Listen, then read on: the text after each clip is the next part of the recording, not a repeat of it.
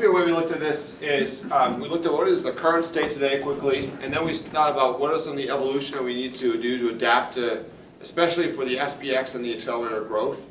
And then we went through a list of number of needs that we would need to actually accomplish to achieve this. And there's one more slide that looks more like kind of organizational structure by territory. Again, thinking a lot about both SPX oncology and accelerator as kind of the new growth drivers where we need to really put some focus. So I took these notes. My team has not even seen the notes I took, so if I wrote something out wrong, just speak up and let me know. But I think everyone kind of knows the current state. You know, we've got US, EU, and APAC. We've got basically teams that are selling all the instruments, beat and planar, and also getting credit for consumables and accelerator, and we have a dedicated accelerator team. So we kind of got this overlay right now. In the proposed evolution, what we're thinking of doing is really moving to a structure where you've got some dedicated people focused on SPX and oncology sales. You've also got some dedicated people on the accelerator, and we'll be changing the incentivization a little bit so that it's not quite the same double counting as we have today, but more a system of spiffs and various incentives to ensure that the general team is really letting the SPX and the accelerator teams focus on what they're supposed to be doing, still getting some credit for it, but a little bit differently than it's been done today. Will also be a territorialization of the consumables for the FAS team, who right now get some credit as kind of a global level, and breaking that down on a regional sort of territory basis. Same for the inside sales consumables team. Joy, one point that I think would be helpful to make, and that is that if Brian does drive the U.S. sales organization for SPX, and we end up, later on we'll show the resource needs, I think, on the total that we're going to have for each region. If he sells the 25 units in North America, the salesperson that's linked to that will get a spiff for the sale of those units to incent them to help Brian sell them, but then they're going to get all the consumable in their commission plan. So we believe then that by doing so that the salespeople will have a lot of interest in trying to get a lot of consumable commissions plus get some spiff for the SPXs. And it's similar with the accelerator. Any deals that the product group gets, we will spiff them for any accelerator deals and vice versa. So correct. Yep. And part of the idea behind that also was like if Brian's got to sell 25 SPXs in North America, we want him really focused on instrument placements. And obviously, we don't want to forget about the consumables, but then that way the territories have that additional incentive to really stay connected into it. And then the other thought around that too was that if in fact the accelerator does some really creative projects that help us sell SPXs, and a lot of times Brian's going to go to the accelerator and he's going to ask them to run some SPX projects for a customer that we will charge, and then we will credit that back to the customer on the sale of the device. And we'll work on the accounting of how accelerator gets some benefit for that. But that whole thing is an attempt to try to ensure then once it goes into that sales organization's product group, that salesperson will then start getting commissions from that SPX, even if they weren't involved in it. So it's a great way to try to really incent getting SPXs out there. Does that include custom assay development services as part of that? We didn't get into custom assay development services, but we do expect several things to occur. And I don't know if where this comes up around the deliverables by the end of the first quarter. We felt like we have to come up with a way to have sensitivity differentiation from MSD on all 10 of their analytes. How we get there, we feel like there probably needs to be a discussion with Andrew Ball and Dawn, yourself, and others to try to sort out how we get to the right plexes to have differentiation across all 10 of those analytes. Right now it's 8. Okay. So we have to think through what is it? Is it going to be 2 6-plexes? Is it going to be 3 4-plexes? How is it that we can make sure that we are differentiating across all 10 of those analytes in some kind of a plex arrangement? We feel like that has to be, that's really one of the requirements opposite the publications they're getting for their 10-plex today. So does that mean that the 10 that we have getting more sensitivity, even though it doesn't change sample reading, or get a total of 10 assays that have differentiated sensitivity that are meaningful across multiple panels? So, for example, Let's try the second. Right. So instead of trying to make the IL-8 assay more sensitive on Corplex, we should put those resources into, an IL-17 assay. Correct. Right. Correct. Okay. All right. Just make sure I understood what you And meant by the way, by I thought you were going to be in our group. Which group were you in? this. The group 2. We messed up on that because we actually did want you to hear all that, but we'll get to that in the next breakout. But yeah, you said it right. Okay. So can I ask, what was the discussion of custom assay development on Planet? There wasn't any. There wasn't any? No. Oh, geez, I thought I heard that. So, Because we do a fair amount. Yeah, it's not considered accelerator. Yeah. Accelerator It's project should be treated as a Yeah, project. right. But So Jeremy's question was custom assay development as it pertains to SPX instrument sales. And Okay. I don't think that we would discount the instrument by an assay development project price tag, because those could be conceivably large. We'll kind of deal with those on a case-by-case And basis. lengthy as a lead in. Yeah, so Yeah. that's the accelerator. For the purpose of this discussion, we kind of consider it Just on the- accelerator. There was this concept of, it's really all linked to the way that we demo the instrument, so we talked a lot about that. One piece of that was that if we can get someone, rather than doing demo, to do some of that demonstration work in the accelerator, that we would offer them a credit for the work that they're doing just to demo the platform. So again, it's not custom work, but hey, you want to run 100 samples I or think 50 there was plates. probably even a more bold statement Yeah. that was being made here, and it was awesome. Andy started it, Yvonne dove on it. We're going to really incentivize selling an SPX without a demo. So if you can get the SPX sold without a demo, which we think you should be able to do, we're going to really try to incent that even more. And then, I think with that, there's an overall statement that we're going to try to proactively position and minimize demos. Yep. We think the Yep. demos are going to be needed, but all the sales leadership, Yvonne, Andy, everyone is very driven by seeing how much we can do without the demo and incent that.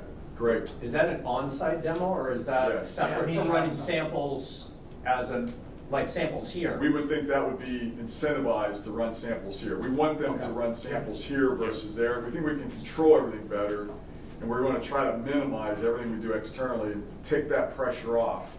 And having sales leaders, that's what they want to do, to me was a big breakthrough in this session. Okay. So those are those last two bullets there: proactive positioning, minimizing demos, and then the incentive. So hey, if you sell an SPX without doing demo, you're going to make more money than because the demos cost the company money. All right, so those were kind of and again, I'll show a chart that shows more of the headcount organizational. But then we really spent a lot of time talking about the initiatives that we need to do. So this is really kind of the go-do that comes as a result of this discussion. And some of these have already come up, but just go through them. Demo flexibility, so even though we're going to be minimizing demos, we do want, in those cases where there is a need for demo, we need to make that possible to do it quickly so we're not having a long lead time. And that could be just reducing the approval processes, having a few more instruments available for that. Secondly, pricing came up again, the idea that we need to be able to be competitive. MSD is $50,000, or they come down to 50 on their instrument. We need to be able to do that as well, so we're not changing the list price necessarily, but giving like Yvonne and the US sales manager the authority to discount down to $50,000 without going through 8 levels of approvals. And is that for academic users only or for big pharmas too? Because based on the experience of HDX trade-in, everything will go down to 50,000. Just like we've done no trade-ins other than 60,000. Yeah, that didn't come up. I don't know if Yvonne or anyone's comment I would on. like to have that flexibility to make the decision. I mean, it's obvious that academic probably more prone to that than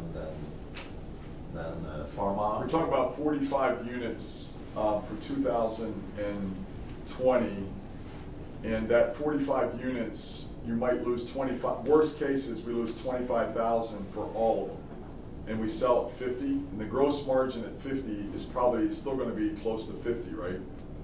But to deliver the revenue number, which I want to say is 2.5 million next year for instruments, you would have to If sell there's an more adjustment on the instruments. ASP, we make That's this one change. point. So the difference might be that with HDX, because it was kind of outside the AOP from a commission perspective, there could have been an incentive for the sales team not to necessarily push that beyond the 60,000. In this case, because they are being held accountable for their number, you know, if you're a sales rep, if you can sell it for 75, you're gonna try to do that. We weren't recommending to lower the price to 50K. We're No. keeping list price and giving authority for a sales manager to discount. Right. I would point out that Yvonne did sell a few upgrades at 100K last quarter, so.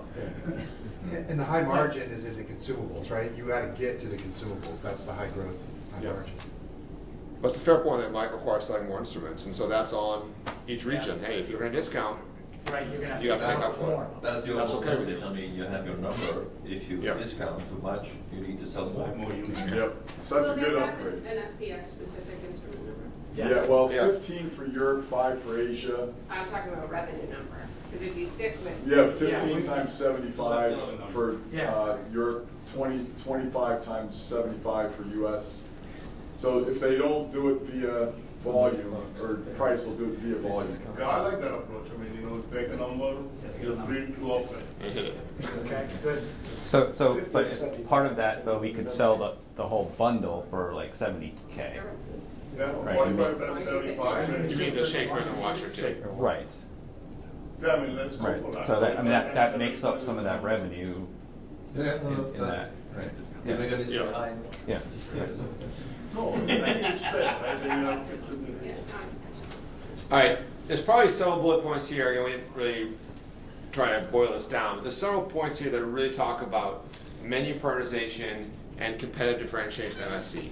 I think the bottom line for me, this was kind of the aha moment, is, hey, we absolutely need, SPX has got to beat MSD on sensitivity for us to be competitive. We cannot have a situation where there's any doubt, but there can't be people in the field who are saying, we don't beat MSD. We have to beat MSD, so what does it take to do that?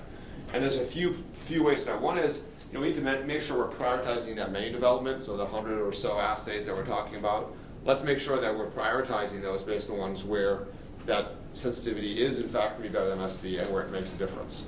And having that information available for the sales team so they can have a sheet that says, hey, here's where we are and here's where MSD is. Because we need to be able to come out strong on that point. And that gets to where Kevin was talking about in terms of the actual assays. So we have this 10-plex. It's got 8 of the 10 that MSD has got in their 10-plex. So one concept is we need to make sure we really can have all 10. Now, how that's embodied, is it a 10-plex? Is it a new version of 10-plex? Is it a 12-plex, so you add those 2 to the 10? Or is it that we end up saying, no, we're going to actually break into 2, 5, or 6 plexes, because that way we actually can get some more sensitivity through a smaller plex, and we offer 2 different panels. That needs more thought. There should be a team that's going after that concept, but the idea is that we need those. I think we had said that was also by the end of Q1. But that is really a key component, is making sure that we're there. Yeah, and you know, the laughter part is actually okay, but this is what has to be done if you guys want to sell SPXs in our mind. So it might feel funny right now, but you know, I would say we got to somehow dig in and figure out a way to do it. And if you can't figure out a way to do it, let us know, because we'd like to try to figure out what we could do differently to try to get there. yeah, okay. This is one of these things where, you know, I feel like the commercial focus on this is going to really drive the future, and what was defined wasn't going to be sufficient. And so I think that was the point of the breakout, that to get there, you know, the learnings from yesterday and the reason that we went from a high to a pretty big low was that we basically were writing off SPX yesterday. It was, you know, last night when I went into the E-team meeting, basically it was, what a meeting we just had, because there's no longer an SPX business. So, I mean, you know, that's a pretty serious blow to us, because we acquired Aushon, and this is something that we really believed in, and we thought there was a lot of potential. And based on the things that we did in the last meeting, clearly we were able to get a lot of what I'll call inside out, but the outside in was what really worried us, and this is what this led to. And right now, this is the best we can come up with in order to get the numbers that we feel we need for next year. I mean, I think the sales team have got to buy into this, because we published a paper on this, there's data to support it, it is more sensitive. The menu will take some time to catch up. Unless the sales team goes out there and believes it and tells customers this is happening, we can't keep coming back with these excuses on.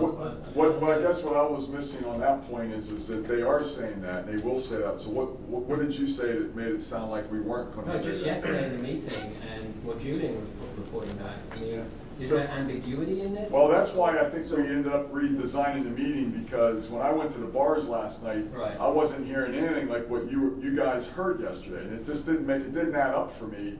And Julian kept saying, well, that's because when you came in, Kevin, and you started to cite those researchers, you had such a shadow effect that people were unwilling to speak up. They were unwilling to Now, Jeremy was the one person that wasn't in the meetings last night that supposedly there was a lot of concern that you were raising, saying that we weren't sensitive enough. And I was like, I don't think that's the case from what I remember. So I have a completely different view and came out of that meeting not feeling concerned.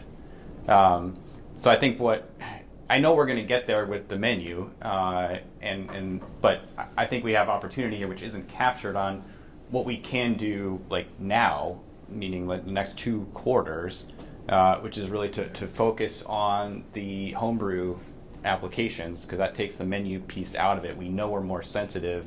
I think that's what we need to do, kind of to give us this kind of runway as we work on the menu. When you say homebrew applications, what do you refer to? PK applications, and right. And I would say to that point, there probably wasn't a lot of discussion around Q3 and Q4. So I do agree. I think that there's some additional stuff that we probably should do to make sure we transition. And I think the AOP next week is still like an important step that we're going to go through to reconcile resources. And so this meeting is intended to give us the learnings that we needed to go into that. I would say that independent of this meeting, though, we probably do need to bring a strong focus on what do we do in Q4 and Q1, because that menu won't be done until the end of Q1. So I do agree with that, and I don't think that this meeting attempted to do that. This meeting was really, or today was more to just get it back on the tracks, because it was done last night. There was like no future for SPX. So we really spent most of last night, and the reason most of us didn't sleep was we believe in SPX, and we think that some of the people that believe in it really weren't part of the discussions that said that there was no future for the SPX. And even people that were in this session didn't quite read it the way Julian did. And again, I think Julian was concerned that maybe when I came in and was saying there was a future for SPX, that a lot of people just started caving and they didn't really believe it, and they just didn't say anything because they were afraid to confront me. So that's why I spent most of the night with people, and I absolutely believe that people believe in SPX. And I don't think that what happened yesterday, if it happened, because some people don't even feel it did, really is anywhere near as bad as it was depicted. And I think we went from a pretty low place yesterday to a place now where we were focused more on 2020 than the next two quarters. So maybe I was the only one that was feeling discouraged last night. If I was, I'm so happy to hear that. But I certainly, regardless of where we were last night, to me, where we ended today, or we're evolving to today, this feels really good. Like, if we can all get behind this, I think there's no doubt that we can go out there and sell this But product. was there anyone saying like David raised an emotional point, like, I cannot believe that yesterday happened. Yeah. And I was pissed, right? I came in there and I wasn't too happy either, right? And that's why I did what I did. But I have to say that where we are right now feels like Julian is saying. I think everyone is behind it. And it really started with Yvonne. Yvonne says, I could see, he grabbed me and says, just want you to know, I can sell 15 next year, and there's only 3 things that I need. And that was a lot of the basis of what we've done since then. Yeah, I think it's specifically the sensitivity point. Is there anybody in our company who thinks SPX is not more sensitive than MSD? I'm not raising my hand about that, but I'll jump on that. I was skeptical, but after going through the paper that they put together, and I encourage every person in the commercial organization to go through that paper. Don't get bogged down with the MIT modeling and all that stuff, but look at the data. And I truly believe that the planer can be as sensitive as the bead. And Scott and I talked. I think in terms of some of the 10-plex that we have now, if we employ some of the software changes and the parameters that they used in the paper, our 10-plex, we can get more sensitivity than what we claim right now on that coreplex. This is very good And I would also say that I personally dove in with Dennis Selko and watched Dan and others from Andrew's organization was just off the charts. Every single marker, we just killed it. So there's no doubt in my mind, that's why I don't know what happened yesterday, but whatever happened. sensitivity that was What has- not sensitive is because of bad demos. That's what I'm hearing. Bad demos. And that's why we want to control them and avoid them. It's bad demos in the older kits that people get. All the data So we need to make says sure. we're more sensitive, but it's the demos that are causing the problem. So for David, for the near term, most of this is gonna fall on me, right? So we'll connect, we'll go over the paper, we'll get it all squared away. Yeah, Greg was not believing it. Yeah, Start, and I by the see way, that it's not with just Greg too. There were definitely, like Jeff said some things to me last night too. He's to my right, and I was like, Elbow, I'm like, do you really know what you're saying, man? Like, come on. Like, and he admitted, like, well, actually, I'm like, well, this is serious shit. Like, so I mean, last night was the meeting, right, Julie? I mean, that table, we went through some stuff last night that was pretty serious. And we did it in a way that was so much freaking fun. We were all driven. And so to me, the spirit was like alive in commercial. So I don't, like, whatever happened yesterday, it's great because it was only for the Delta. We just needed a negative moment. Julian made That's this why I did it. manufacturer. I'm just helping out. Take one for the team.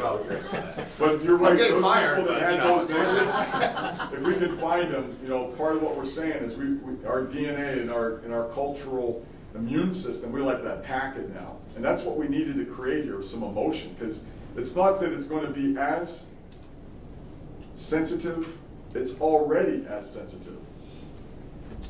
Scott V correlated SPX for PSA against the HD1, and it was beautiful. And and Memorial Smith Kline wants our technology, wants to do a 2 to 3 year prospective RP study, and it should be done on SPX. It shouldn't be on HD. And it will be every bit as sensitive and better than the market. And I would say, maybe it's just Get that something data. for you, Brian, is the second any person in the field hears any customer saying, we don't believe it, that needs to be escalated so we To can get me. right on it. Bring it to Let's me get first. all the way up and we'll make sure we prove them wrong. We can't have that We'll perception put out Duffy, there. we'll send Duffy on. Yeah. The wrath of Duffy, man. Dust your passport off. MSD, yes. Yeah, I think most everyone can agree that we're beating MSD right now, what we've got. Yeah. That next tier of question is, are we more sensitive to the bees? And it sounds like there's some progress to be made, so it looks promising on many fronts. But we want to assemble all that data, the PSA, the IL-6. And I think that's the other issue with launching a new product and going broad too quickly, is it's hard to manage all of the communications, and that's why typically when you're launching a new product like this, you've got to keep it like within 3 or 4 people. And Rocco will end up playing a big role in this too. I mean, I think he's wondering like, what's this mean for me? And we're not talking about what it means for people, right? We're just trying to figure out how we're going to make sure we get it. You all are going to have gainful employment. We're going to find ways, but right now we got to figure out what the essence is. This thing got taken off the tracks, and you can see it was broad based. It was just like starting to creep in everywhere you looked, and everyone was saying, Jeremy was saying this, and like people were saying things about other people's views. But once we cleaned it up, it's now up to us to make it a much smaller circle, and let's go make that thing happen, and then send the hell out of everyone's going to want this to be successful. Within the next 2 quarters, we should not shy away from the complex. It is a great product. Yep. When customers try it, they love it. We have the publication we can share with them, and then especially because there's a lot going on in terms of the math, but then you can say, hey, this is a publication, focus on the conclusions. We have the oncology note. We have the comparison of the presentation you gave with IL-6 on the bead and the planner, and then the sensitivities within the same range. So there are no excuses for not saying that this is a great product. The PK, it is a very small niche. Not a lot of pharmas need sensitive PK, so I think we'll be more successful pushing the complex and what can be achieved. I think it's more of an exposure and awareness than anything else. For PK, I would say that having the platform to do PK work is maybe a difficult thin wedge that you can use to push the door. I think there's a number of attributes for the platform that can realistically make it an ideal platform for PK. That sort of lends itself to long demos and homebrew assays, and I think that's something that will ship off one way at a time. I think one of the things that happens with PK assays is those in pharma that understand immunoassays get a look at what the platform can do. Corplex would be a great example, and all of a sudden the wheels start turning, the gears start grinding, and they say, let's try this. And I think if they do it with PK, the results will be fantastic. But I think PK can be a tough, thin wedge to crack at the door. So we weren't done with our request yet, though. So we also, in addition to that assay by Q1, there's a couple other assays we said that represent the 90% of all the MSD publications that we want to also have done. We also need to get the multiplex homebrew, which I think is advancing already, but that clearly is an important piece to the success. And then there's also talk about getting a universal calibrator needed by the end of Q1. So those are... What is that? Yeah, have you heard about this, Don? It's a liquid calibrator, and I think David Kulik is best to... Where's David still Yeah, here? I'm back here. Can you tell what you... Okay, so we, on our recent demo, which was 2 weeks ago, compared against MSD, what they pointed out to us, they're a CLIA lab, they want to run clinical samples for wound diseases in the military. And they said on the front end, it was very onerous running your assay kit because every calibrator had to be reconstituted at a unique volume. And they said it was very prone to human error. They said MSD and Luminex have one bottle with all calibrators in it, and they reconstitute and use it. So they said, at a minimum, can't you keep your volumes the same, rather than having unique volumes for every single bottle? I think there's a reason we do it, and we need to articulate that. And to a CLIA lab particularly, the benefit to them is that from lot to lot, the calibrator values are exactly the same. And we hear this as a complaint on our bead assays, that by providing a universal calibrator, that means each lot is different and they have to adjust their LOQs. So I would challenge that. I appreciate the concern from the customer, but I would position that what are they willing to trade off in terms of assay robustness and performance. And I'd also point out that in the MSD workflow, there's a step where they have to combine all the detectors to create their detector reagent. We provide that to them. So I would say there's just as much error in that step. We have to look at that. So that's an example where that kind of technical detail could be driven very specifically by Brian or And that's exactly the point. I think it was a great, and all we're trying to do is surface what we've learned, and what you just said, you weren't in our group and you were supposed to be, I screwed up on that. Probably we would have nipped that one in the bud, but what you just argued, great argument. I would note, though, that we've heard from Biogen and others the need for more standards and plate maps, and I don't know to what extent that applies, but the more we can make it easier by products that reduce the effort, that does help. And so the last thing I would say is, I think we recognize that our marketing messages have not kept up with our learnings about the field and what resonates. So we need to take a fresh look at that and make sure that we're going after and using the right messages. I think having someone like Brian just like 100% think about this, partnering with the marketing team is going to make a huge difference. And a dedicated product manager. And a dedicated, yeah, and that actually is. Do we publish a assay roadmap? Because I think some of the noise we hear is also we cannot communicate what's coming. Yep. And it will be much more stronger if we know exactly by what date we will have what, so the customers can buy it. That was one of the clear, I think, asks from Propel 2.2, and I think we've got We something. actually prepared it for this meeting, and Jeremy and Andrew and I had a productive discussion around it. I think you've seen in various meetings that we classify these as being in the feasibility phase or a development phase.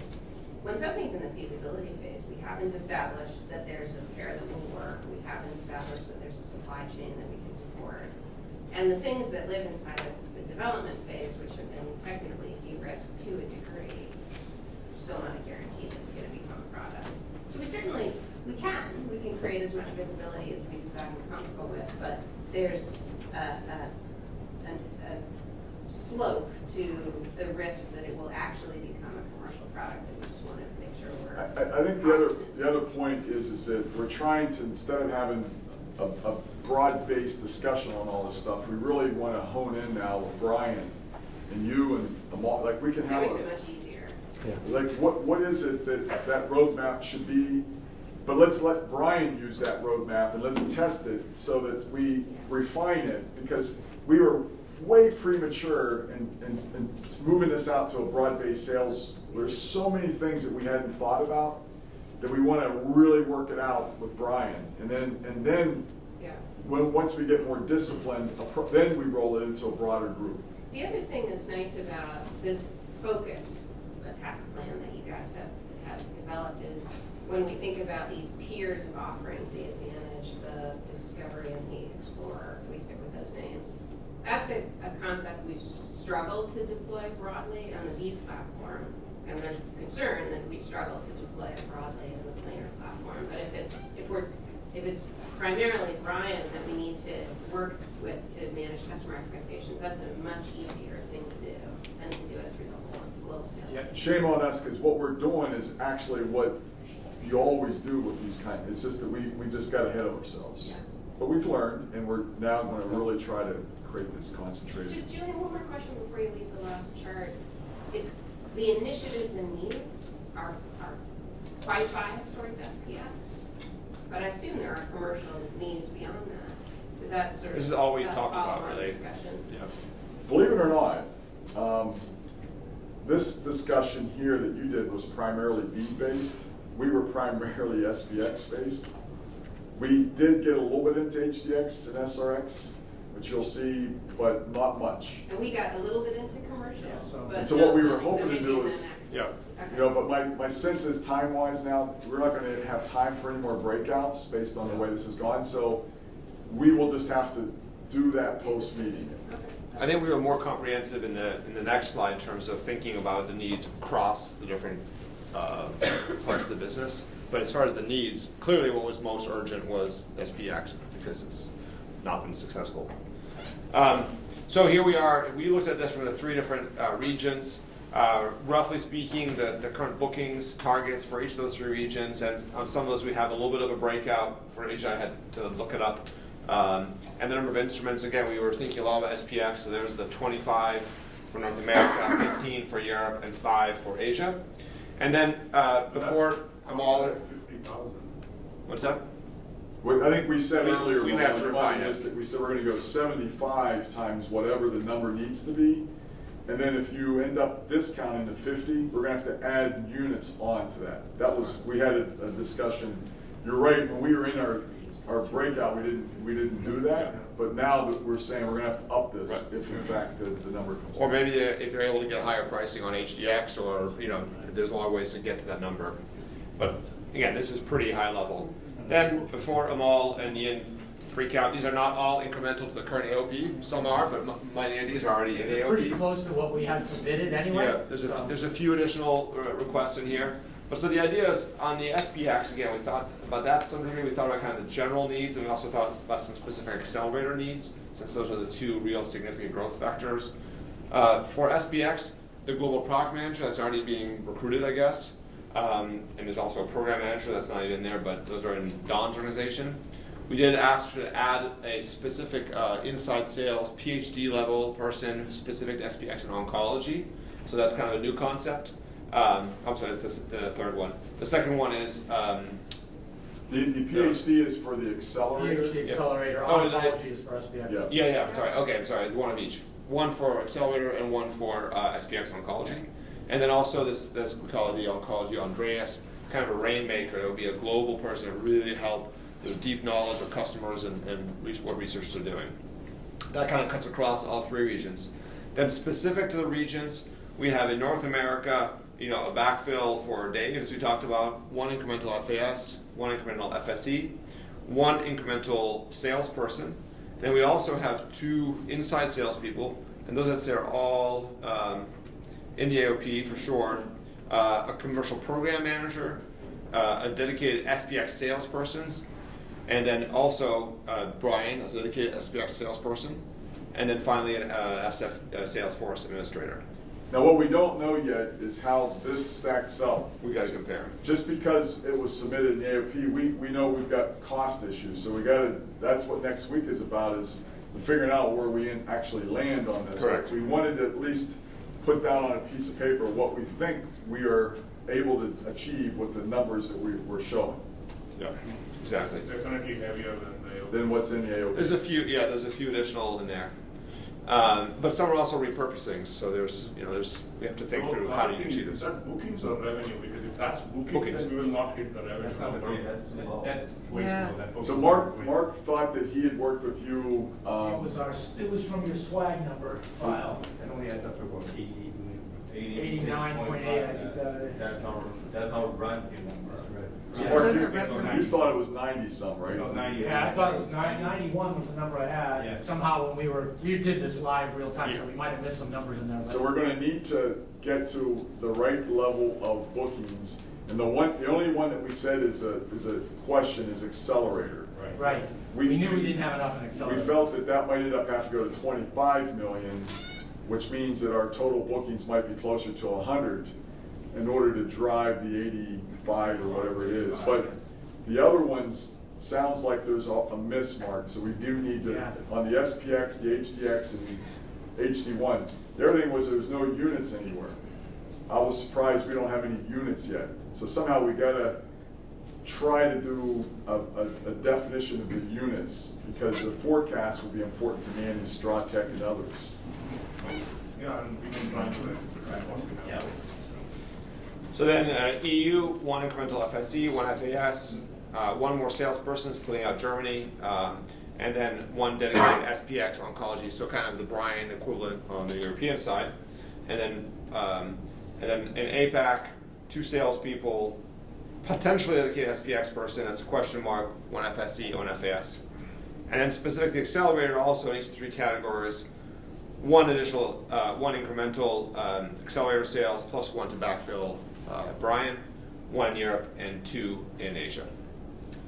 So that was kind of, again, that's kind of how, here's what we think we need to get there. Now we need the reconciliation step with the AOP. And I would think next week, Mark, when we get into this, we're gonna be looking at somehow productivity numbers of like what type of revenue are we driving, what kind of bookings are we driving at a per person level, how does that stack up versus previous years. So there's gotta be some analytics, I would think, in these reviews, because that's the kind of thing we haven't even begun to do today. But I would hope that we're sorting that out, and it could be that teaches us that we are way overstating this. But we're talking about 60% growth, and I would have bet that the headcount growth here is less than 25%. Well, if you consider the current level of people we have commercially, it's probably somewhere like around 75. If you FAS, FSE, and 60. And salespeople, if you add all that up. So if say it's 60, if we're growing 60% and we are adding 25% headcount, 25% on top of 60 would be another 15 people, right? Mm-hmm. So I just don't, that's the math somehow. We'd have to get some high level metrics, which you guys may have been doing some of that assessment, but it'd be good to look at this and know next week when we meet how are we doing on productivity. All right, that was it for these slides. Perfect, thanks. So Mark, did you want to? Sure. And then Dawn, I think we'll just go ahead and have your team talk through. So just let me get it to the Zoom. Which upgrades?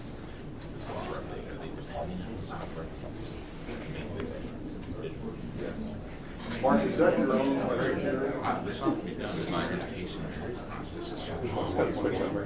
That main computer, is that the one that's on my slide there? Oh, yeah. That's the main computer, right? Yeah. Because I could share it. You want to, yeah.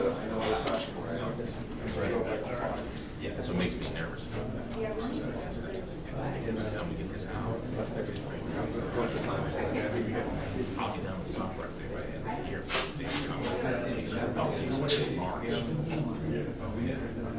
I'm not sure that's, I don't think we're seeing, what does that mean? So an accelerator for our delivery, we had to first start talking about what who our customers are and what are their needs and what are their expectations. So we certainly see that our paying clients are obviously one of our biggest customers, but our sales force is also another customer, and then there are other internal groups within our organization that are our customers as well. So we have to make sure that we're meeting all those expectations. We define some of the expectations as quality, expedient delivery of data and reports. So we don't just deliver test result data, but we also have to deliver reports on validations of some of the assays and things of that nature. And all the countless surveys that we get asking them for all of our quality systems. We have to have a quick response and reliable service, and honest and open sharing of knowledge and expertise. And that's actually a key part, because they rely on us for our expertise in guiding them for what they need. And they get some of that from the sales group, but they get a lot of that in the meetings with Dave and Lenon and Ming Wei when they're talking about their project and what's the best way to achieve their goals. And timely and effective communication. We get a lot of feedback on that, that we're maybe not always meeting their needs in terms of our communication. And then the solutions we came up with, which are not directly related to the bullet points to the left, is we have a difficulty in, or challenge in predicting what our revenue is going to be and what work is coming, where there are a lot of variables. But the biggest variable is when the samples come in the door. I mean, we can kind of control kits. You know, we have a great relationship, obviously, internally to get kits when we need, and they're very good about delivering when we need rushed. They're very good about delivering them in a rushed manner. Our instruments, especially with HDX, our hope is that those continue to improve in terms of their reliability. Obviously, we have staff that we have to talk about, but when the samples actually come in the door, and they do their best to predict, but as you know, most of our salespeople know, it's a huge moving target. And there's, I'd say, the majority of the time when they say that we should expect samples, it never gets here by then. It's always later. So that's a real challenge, right? Trying to figure out who's going to be working on what projects at what time when you don't know when the samples are coming in the door. So that's probably one of our biggest challenges. So we need to. One of the things we talked about is managing the expectations of our customers, because they want to know, when am I going to get the data? And I can't tell you today, oh, you'll have that in 4 or 5 weeks, or even 4 or 5 weeks from when we get the samples, right? Because if we're trying to plan our work and we're telling you 4 to 5 weeks before we even know when your samples are coming, that may not be able to happen, because we have to plan and work on what we have in-house. And so it becomes, it may have to be a different way that we think about how we're telling them when we can deliver. And I think the primary message is, generally we like to turn things around in 4 to 6 weeks or whatever our number is, but it's really dependent on when we get the samples in the door, because if you're telling us here and they don't come here, then now we've got downtime because we planned to have those samples being run on an instrument, right? But that's also an opportunity to bring in something fast-tracked for somebody who wants it sooner, but we told them we can't get it, so then we can refill it. But managing that expectation is huge, because they're expecting us to deliver when they want, but we also have to work with them on when that's possible for us based on when we get their samples. So the way to say this would be like, we tried to look into the organization to say, what do we need in sales to be effective? And what you're saying is, when we do that same analysis and we want to tell the salespeople, we need to start getting the agreements structured. And Brian Keene is very active in this. We have to get them structured around the samples, and today we don't. Is that what you're saying? Today we leave that open-ended, and as a result, that's where a lot of uncertainty's creeping in. The master agreements talk about terms, but there's often another project scope, or there's not a master agreement. There just might be a quote. So, but I guess what I was trying to get to is, whatever mechanism we're using today, whether it be a master agreement, quote, or whatever, we're actually leaving a loophole in there around samples. So to me, this is the kind of major finding that someone like Brian probably didn't know this, and Andy may not have known this, and if we can now work that into these contracts, it could have a profound effect on our efficiency of getting backlog through the system. I actually see this as a pretty big breakthrough, unless this was very well known by everybody, but I'm curious, like Andy or Brian, were you aware of this? Yeah, I think it's, I don't know that I was completely aware of it, but when you have a 0% discount and a customer's relying on you to do data, we haven't committed to a timeline, what's the lever to, I mean, oftentimes, as Julie knows all too well, these samples are coming from even a third-party independent. So how to apply the pressure to get samples by a certain time, it's something that's wildly out of the control of, I think, we can apply all kinds of different pressures, but what's the penalty if they don't? We also talked about upfront. 10% upcharge on top of what's price? That we as a sales organization need to do a better job of figuring out as much of this upfront before we even get the PO or as a PO is coming, so that we can help everyone manage backlog, because a big component of the backlog is when are we getting samples. And if we don't manage, I think we can do a better job of managing the timing and the knowledge of what that is, right?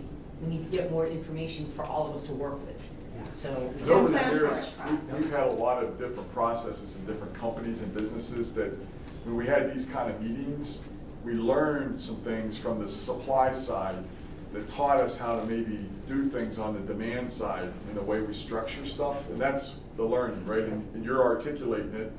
So now that means that we're going to be more aware. And that's what we're trying to do, is figure out ways to stop the uncertainties, because they're getting crushed and they're missing their numbers. But look at how CROs do it, right? I mean, when they take a team to present to pharmaceutical clients, and the client really likes the project manager and the clinical lead, they say, okay, if you want to reserve this person, pay a reservation fee. If you don't reserve this person will get assigned to whatever project comes to us first, and then you are in the queue. So we need to build similar expectations, saying, if you are sure when your samples are ready, you can reserve a time with us, and we'll do a 48-hour turnaround, or whatever. But if you're not sure, you are in the queue. Whoever is ahead of you will get processed.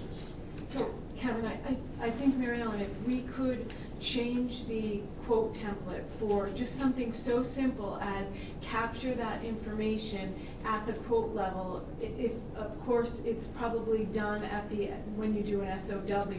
But right now, we don't have anything like it's that. Not. I mean, SOWs are technical documents, but how we're gonna do something. Mm-hmm. And we had a huge discussion about how we could better use Salesforce, Yeah. customize it more towards service, pre-understanding of what the service work is, so we could prepare for it and plan for it. I think we all agreed that was a real important part. Yeah, we agreed that planning. Salesforce could be the tool. Okay, so To having a help us mandatory do the field forecast. that they have to ask the customer that question, and that in turn gets put on the quote, and then there's a discussion up front. Sometimes maybe that discussion doesn't happen about sample, when we expect the samples. Yeah, I think it was about process and sort of some level of standardization and how onboarding is happening. You know, when the salesperson is talking with the customer and making sure that there's a very clear set of things that they have to get for information, and then how the handoff occurs to the people who are in the lab and setting up those conversations up front to get a better, more accurate Now here's sense. a cultural moment.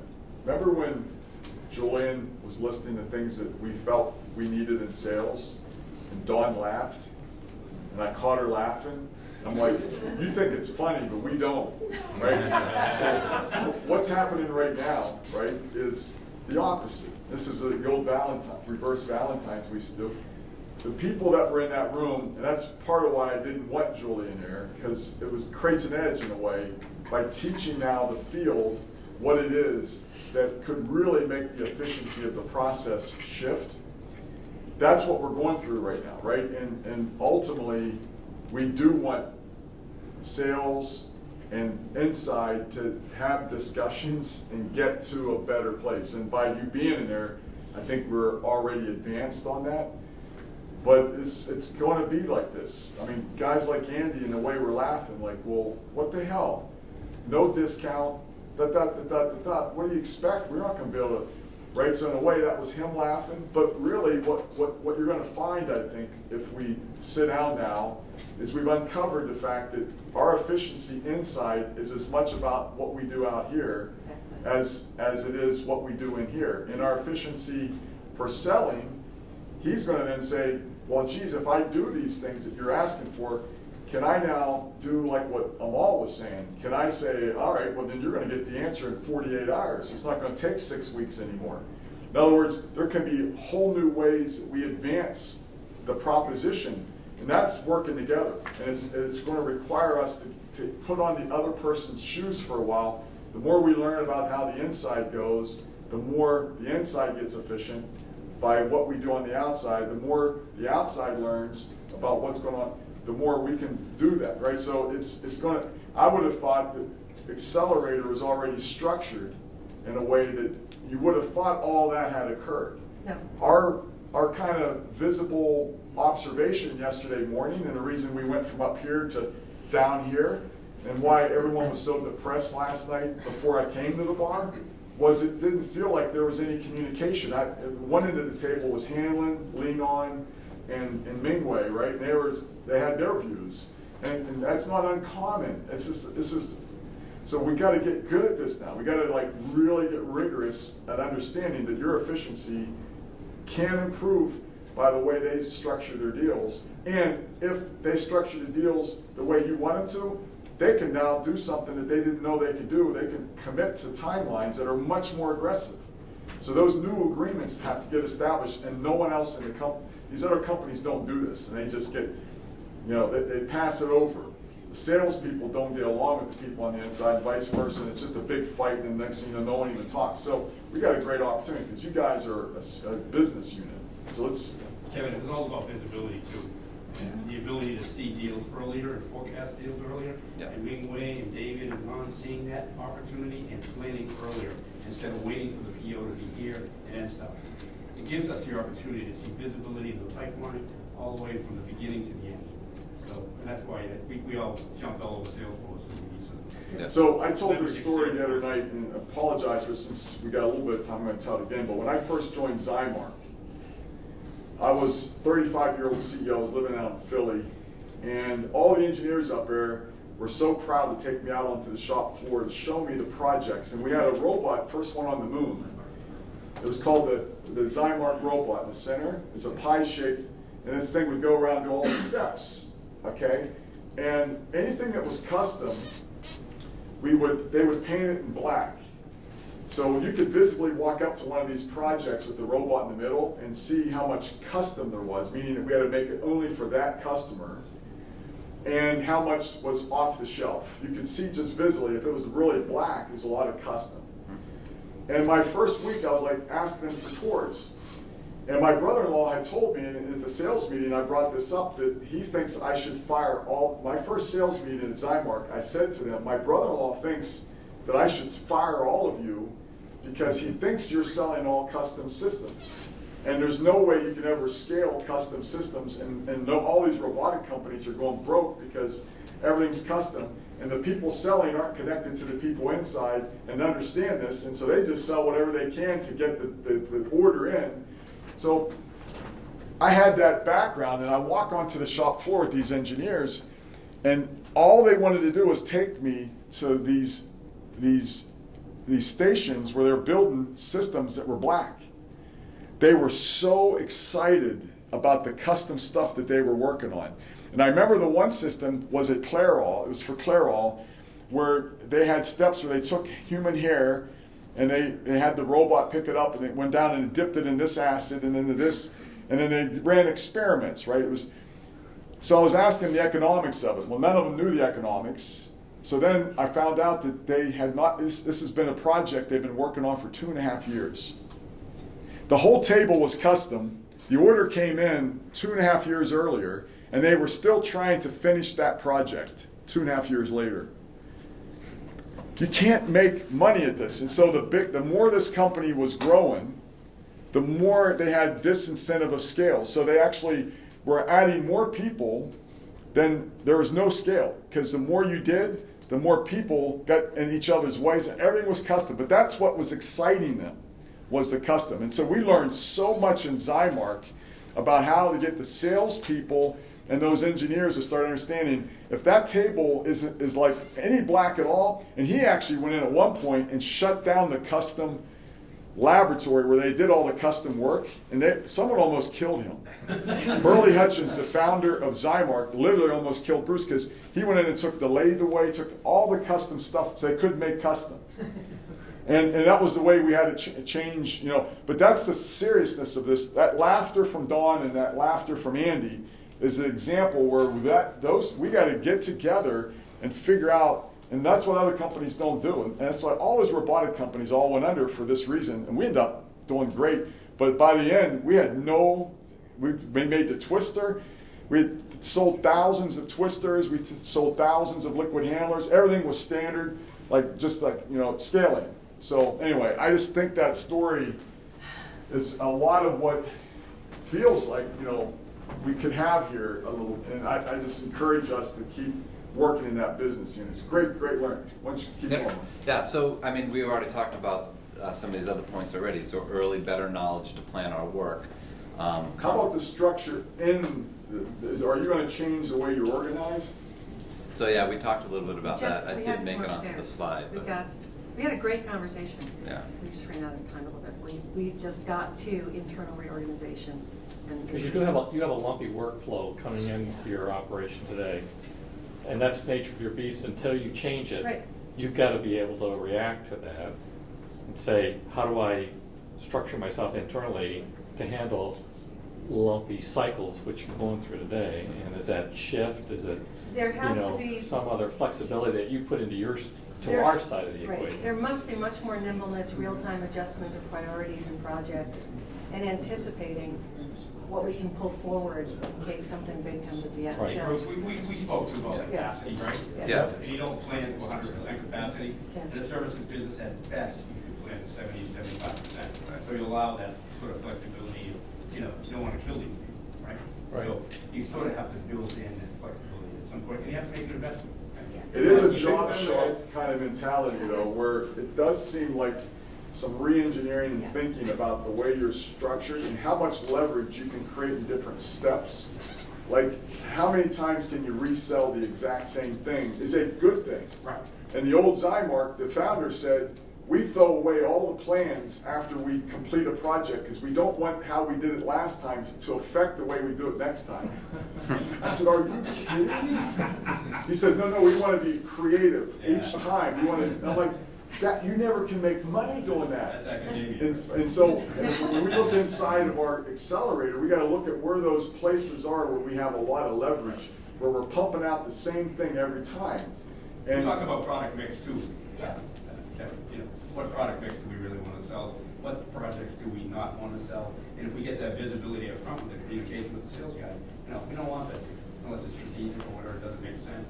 It doesn't build to our strengths, all that type of stuff. Yeah. No, but that's a pretty challenging point because at the growth rate we expect we might not have the freedom to say, hey, customer, we don't need your project. Understood. No, understood. That's him laughing, by the way. I'm not saying you say no to everything. I'm just saying I mean, that's one of This is one of very our elegant. values. Well, it's a very exciting and interesting challenge because part of our value, and it's so beneficial to everything else in Quanterix, is that we do custom assay development. We are, in the long run, our objective, Kevin, isn't it to make more instrument sales? To get the technology it's an interesting adopted? point because if Laney and the kind of way we were thinking about this, if we can get strategic in the projects we bring in that have leverageable opportunities for ultimately making it to the platforms that we're selling, now all of a sudden we're being very strategic with projects we're bringing in, but that's when the laughing starts because they're like, well, we don't even know what is going to be strategic because this is pioneering technology. We didn't know that NFL was going to be what it is when we first were doing it, and if we have tried applying too many rules, we never would have done NFL because you would have told us, hey, that doesn't fit into us. So the problem with what we are compared to job shops is we are pioneering, we don't really know yet. And so we are going to have to build our business inside to be probably more custom than a traditional job shop that you're trying to make standard, but I think we've got to get categories. That's part of why we said oncology and neurology, even though there's a whole lot of other categories. We might be wrong on this, but we were trying, the more we do in oncology, maybe the more repeatability we can create. And if you allow it everywhere, maybe it, troponin, and if you go every direction, then you don't get any leverage. And so right now, our salespeople learn neurology. You create leverage because they become good neurology type salespeople. But if you spread them too thin, then they don't get good at anything. They're good at, Well, and I think we did talk about some of that, because I think right now, to your point about structure, everyone's doing sort of a little bit of everything to some extent right now, and there's going to be customized work happening, but if you do it over here, where the repeatable stuff, maybe we could be a little more efficient with it, and looking at how we optimize our day and how we optimize, resource management. It's not something that's happening in really a scientific way right now. It's a little bit random. So to your point, there's a bit of a balance. I don't know if we would ever have the time to do this, but boy, wouldn't it be great if we could do like a best-in-class visit to Parexel, where you spend a half a day, and all uses his connections, and we say, hey, can we just come in and do an exchange? You teach us the way you do business, and we'll teach a little bit of, and then all of a sudden, because I don't think this isn't who, we're growing up to what they've become, and our practices probably are pretty archaic. And that's what the sales guys might see, and that causes them to laugh, right? But I think some best-in-class visits could move us down the learning curve. We can get. Because you're saying things around like project management and the way I don't think any of us knew that kind of stuff. And how do we advance this so we get better at leveraging them based on the resource that they really want to have? Yeah. And now we can look at all those KPIs and they're right here, right? Like I literally walk to their office from here. Because we did mention KPIs, but we wanted to know what do you really look at? But at the same time, I find need resource management tool to manage 10 people. That seems way out of the whack. Right? We have 10 But people I think it's an evolution. I think that, we talked about the fact that we don't have. But it's more than just the people. data. It's 10 people, but it's a lot of projects and a lot of timelines. So you still need to plan all that, and we're trying to plan quarters ahead. So you need it. Yeah, I would say you need that. But I'm telling you, it's so damn healthy for him not to accept your answer. For them all to be like laughing, saying 10 people though. Like, that's healthy, believe it or not. So I think that we just got to keep learning, because here's the thing, we're not where we want to be with Accelerator right now. That's 10 people today.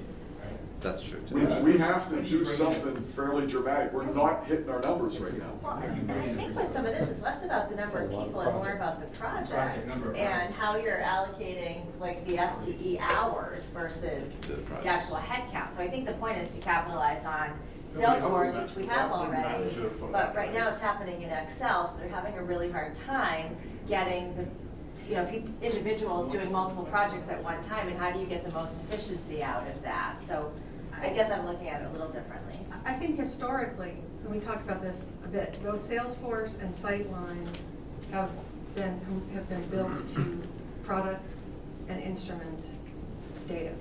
So we don't have yet the data to build the KPIs that we have the information. So the process that we started this year, even though on Excel, has given us great learnings about the work we're doing. We can do much better, but everything has to be data driven, and we just. Well, you don't have that, that's the thing. To ask how much can you actually get, what is it gonna take to get the 17.4 done in terms of FTEs? Really, you're having a hard time because there's so many variables and you don't have the data. So I think that's the idea behind looking at this a little bit different. I could be wrong, but I believe that every invoice in Sightline for Accelerator is custom contract with no details for utilization. Is that right? That is correct. So detailing out all of these things that the lab needs to know to work more efficiently is something as simple as, okay, the quote, whatever we write in the quote doesn't get communicated to to the whole group. So even if it's a huge NFL project and Leon needs to secure 57 kits, she doesn't know that. Neither does Dave. We gotta communicate separately because that information doesn't get to them. Right. By the way, like leverageable components to me would be NFL. Like, how much can we do with NFL and making sure that he's creating a Health Advances PhD that's going to know, and Tatiana coming in, everywhere in the world, where can we just go leverage NFL? Could we maybe get to 17 million? I just got, Heidi sent me like 4 texts. She says, and Marissa will appreciate this, it's blowing up all over the internet about NFL. Everyone's now wanting it. She's got like 15 articles. I don't know what's going on, but we're like sitting on like potentially $1 billion opportunity just with NFL. Can we get more and more deals in with NFL? If we can, that would be a way to concentrate.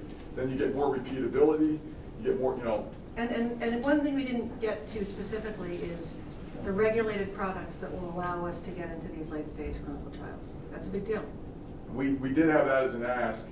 We think that our 17.4 should include phase 1, phase 2, phase 3, where it does have LDT capability for doing those trials. So we are expecting that that's going to be needed in order to get to the 17.4. So we're going to have to get the resources to achieve that. The thing that hasn't been asked that surprised me was, are we ever thinking about just becoming a clinical operation for NFL, meaning that we actually start running NFL like a reference lab for neurologists that are tracking MS patients? I thought we discussed that in nauseam with HA over We did. several So months. right now, there's none of the 17.4 is based on that. But I still very much believe with Tatiana, it's part of why I'm bringing her in, we're going to find a way to get actual FDA approval at some point. And once we do, is it only going to be LabCorp and Quest, or would we potentially enter into that fray? We might. So, but that wasn't brought up, and it shouldn't be at this point because we don't have that, that approval, and I'm sure it'll be a while before we do.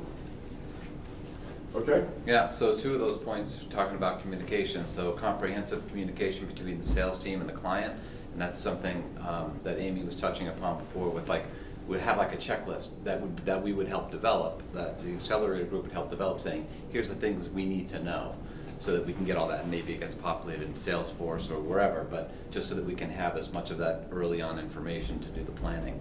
The resource management tool to help do the planning, and project management resources. So as we get more and more projects, we're going to need more resources for project management as well. And a lot of different processes, yeah. I know Mal keeps laughing about the resource management tool, but I think across the asset development and manufacturing QC teams, there's a lot of resources to manage, and there's idle time on instruments that maybe we could be taking advantage of. Holy shit, that's a reverse laugh. You're actually saying bring it on versus laughing at them for asking for stuff. We put it into our OpEx request. Yeah, several weeks ago. I think there's some There is a need. opportunity to better manage the overall site instrument availability, because we don't have room You can't really. use mine. Next year, we don't have room to add any more APXs in QC. Well, maybe it is a laugh then. No, it's not a No, laugh. I think it's reinforcing. I think we need to better manage the resources that we have available to do work, and then allocate them based on their skills and towards the instruments that we have available. And so, rather than looking at our work siloed, I think we need to integrate more, start having work silos. Right, Like so- you brought up yesterday. okay, so I think that then I misunderstood. So Amal laughing was talking about the resource He's talking plan. about 10 people. 10 people. So I'm it's talking only about that 50 with people, only or, 10. yeah. So you're saying it's a much bigger Bigger issue. bogey than what maybe this appeared to be? I think people are managing their efforts in silos and spreadsheets, and we have better tools maybe Got available to us. Yeah, and actually I spent some time to explore the resource management tool. I think depends on the need of either Accelerate or the manufacturing side. We could implement it at a smaller scale to see whether which tool actually works best for the team. Yeah, because the flow, communication between sales and accelerator is great, but communication between accelerator and manufacturing, the reason why they've improved their availability of resources is because we have them on the shelf, not because we knew they were coming to grab them, right? So I think this overall planning and resource management is And when Because PWP, half of this revenue is consumables. so Amal, with the, and Dawn, would the PWP project in any way reach into Accelerator? We're just Yeah. having a sidebar on this. What triggers for me in particular, although there are probably other examples, is one of the organizational evolution that we're driving inside of Apollo's team is this segmented manufacturing. So a dedicated team for fast movers, things that we do routinely, and then a separate team that handles things that are more customized, less frequent, higher degree of skill required. And that same model might be something that we would want to think about replicating into Accelerator. Segmentation. Yeah. Okay? And then better processes around pre-closing of opportunities, closing and post-closing. We've recognized that we definitely need to define and improve our overall processes in all three of those areas. And I'd add too, the resource management tool again, it's not just people resources, it's instruments, it's reagents, and then it's samples, and it's all the projects. So there's a lot involved in there. It's not just planning one person's time, it's planning their time on an instrument with the kits and everything else. And we definitely know that we need additional staffing resources, but we actually have a wealth of capacity with 10 HDXs, probably, 2 other shifts that we can tap into. I think we have, so there's capacity, and there's using that capacity wisely. Yeah, but look, I'm not convinced, right? We don't have any data that tells us we are out of capacity, so it's a little bit blah, blah. Until I see a math, it's hard to say it's justified. We always say we are full capacity based on what, though? I think I just said I don't think we're at full capacity. Yeah. I think we have data to get and things to optimize, to do it smart. And I think that we also need to look at our products in the same way that Dawn's group looks at assays and how well they perform. We have ways to optimize our products. Data reports, different kinds, these are topics that came up. We don't just generate a lab test. It's very, there's a lot of components to the service that will make or break a repeat buyer. So there's great opportunities. I think that it's exciting. But again, it is we're moving into a regulated unit, and regulation requires a lot of structure, and it makes things like cross training a little more challenging. Certainly doable, but there's with a little more regulation, some IDEs and some LDTs, we can do some really exciting stuff. I think. Yeah, there was consensus though that with the current organization, they couldn't get to 17.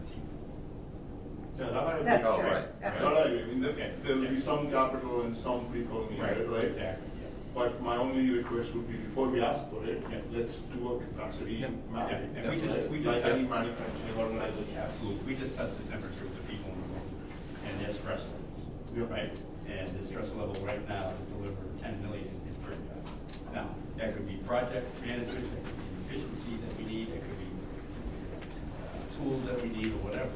But right now, the stress level seems to be pretty high to deliver the 10 to 12 million. Right, look, the place where I pick out is we say, oh, we need more facility space, and we need to put like 10 machines. Right, And I know for a fact that we are operating 5-day, 1 crew, 1 shift. Oh, who asked for facility space? I do need more freezer space. If I could ask, you can hear me? Yes.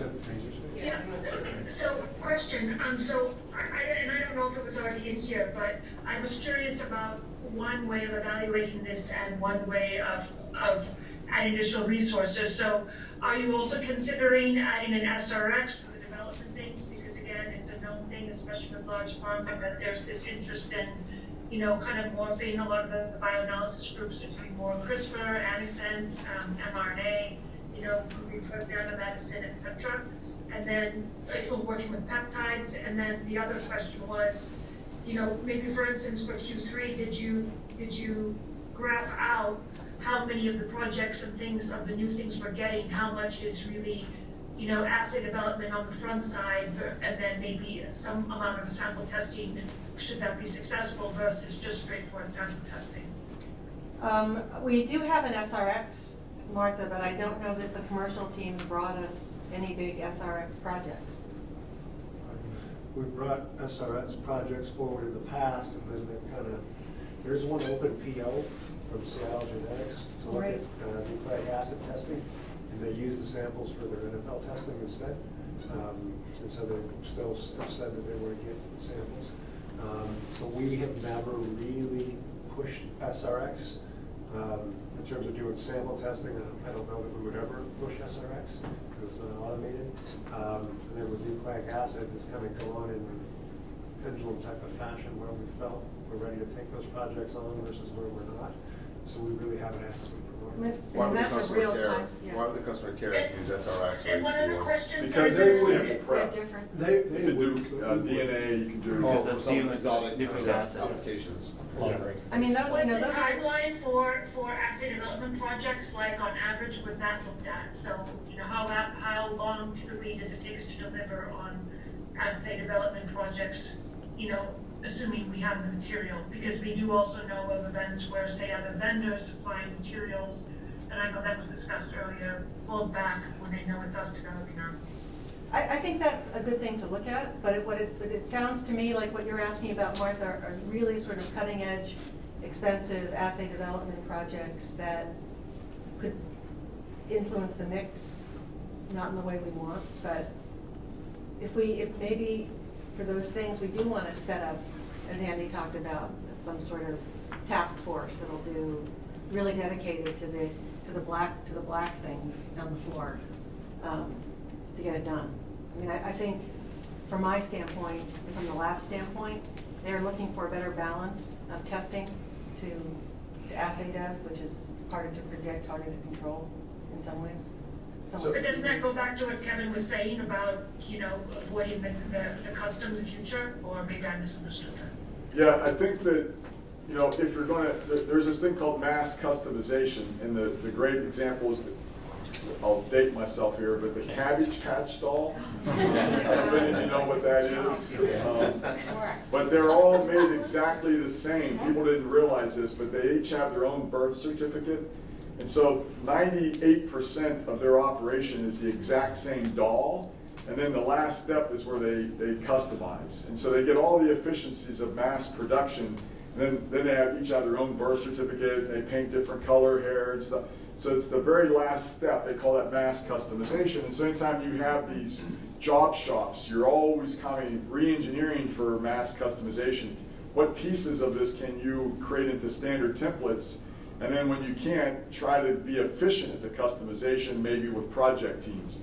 See, this isn't like our expertise, and I don't know how we get good at this. If we have to acquire someone, like a rules-based medicine or someone that maybe they've been doing this for so many years, they've gotten much more mature. If that might be the way we break scale here more efficiently than doing it ourselves. But if we don't buy someone that already has all that stuff set up, then we got to grow into that somehow. And next year is going to be sounds like a lot of pressure is building in that accelerator, and we're at least learning about it now, and hopefully Amal and Dawn and Mary Ellen and Andy and Mark, you guys will have ways to maybe get some resources that know this stuff really, really well, like we did PWP, to ensure we're engineering ourselves the best way possible for the scale, and it's back and forth, it's iterative, like how can we take orders that look like this versus orders that look like this, and how can we get processes that support this versus trying to make processes that support this? So there's a big marriage here that needs to be worked out. I think that we probably are up against some major inefficiencies and some major misses by putting so much pressure on growth based on the way this meeting has gone, which means we got to do some things to catch up and get this done right. And just buying a bunch of HCXs may not be the answer here. It might be other organizational structural approaches. So Mark, anything else? Because if not, I think we should let Dawn and her team give us some perspectives from. Yesterday we said we have 2 assay development groups, one in sort of Don's area and one in Exeter's. Did we resolve that? Like, is there a merit that we continue to operate them? I didn't know before we were having 2 separate groups develop assays. So what we do in custom assay development is different than what Dawn does in commercial assay development. And I think that it's worth having a discussion, but it's not, we do one-off per customer at a much, I don't want to say lower level, that's be insulting to my team, at a different level than the commercial. And what Dawn's group does is create a menu for commercial distribution, which is a little different. I think there's certainly ways to optimize, but they do serve 2 different clients, I think. And you often don't have the legal rights to take the antibodies that you use to develop your assays into a commercial assay, Right. so. The only thought was the competence is the same, then why Skill sets were spread? Yeah, exactly, so why spread? Skill sets are the same, but it's where everything. Yeah, so operationally, it's worth looking at. Yeah, how it's absolutely. happening. It's like Kevin mentioned, we shouldn't assume that it's never been done before. Maybe it has. Right. Yeah, Look at it. and maybe there's ways to just share resources, if nothing else, to kind of, help surges Flex the and workforce. flex it, so we don't have to hire more people by having the surge capacity of some kind of sharing. But, so Dawn, I don't know how long it would take to give some perspectives from what is up here, but it'd be great if in 10, 15 minutes you could. Just gonna stand so I can see the way forward. So our topic was neurology and consumables utilization, focused on the BEAD platforms.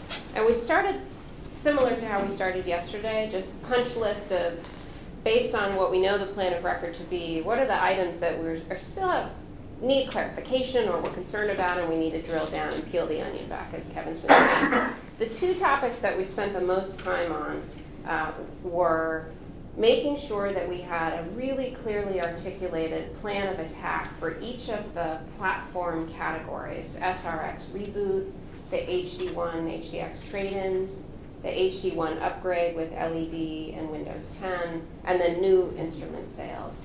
And so that looks a little different in each of those categories. If we think about the SRX upgrades and the HD1, HDX trade-ins, we need a really clear prioritization, asset by asset. How are we going to go after these? That's driven by product management. We need a schedule then attached to that. That's driven by Dusty and his team. We need then engagement from inside sales to contact those accounts post and have a sort of a check-in meeting that includes the FAS and the account manager. And then that initiates the inside sales in their new model, that regular monthly touch point. That category we actually feel like is in place. We all felt like it's not broken, it's working the way it's supposed to, and so we felt pretty good about that. One question, however, and I'll just put it out there, but maybe we come back to it since our time is short.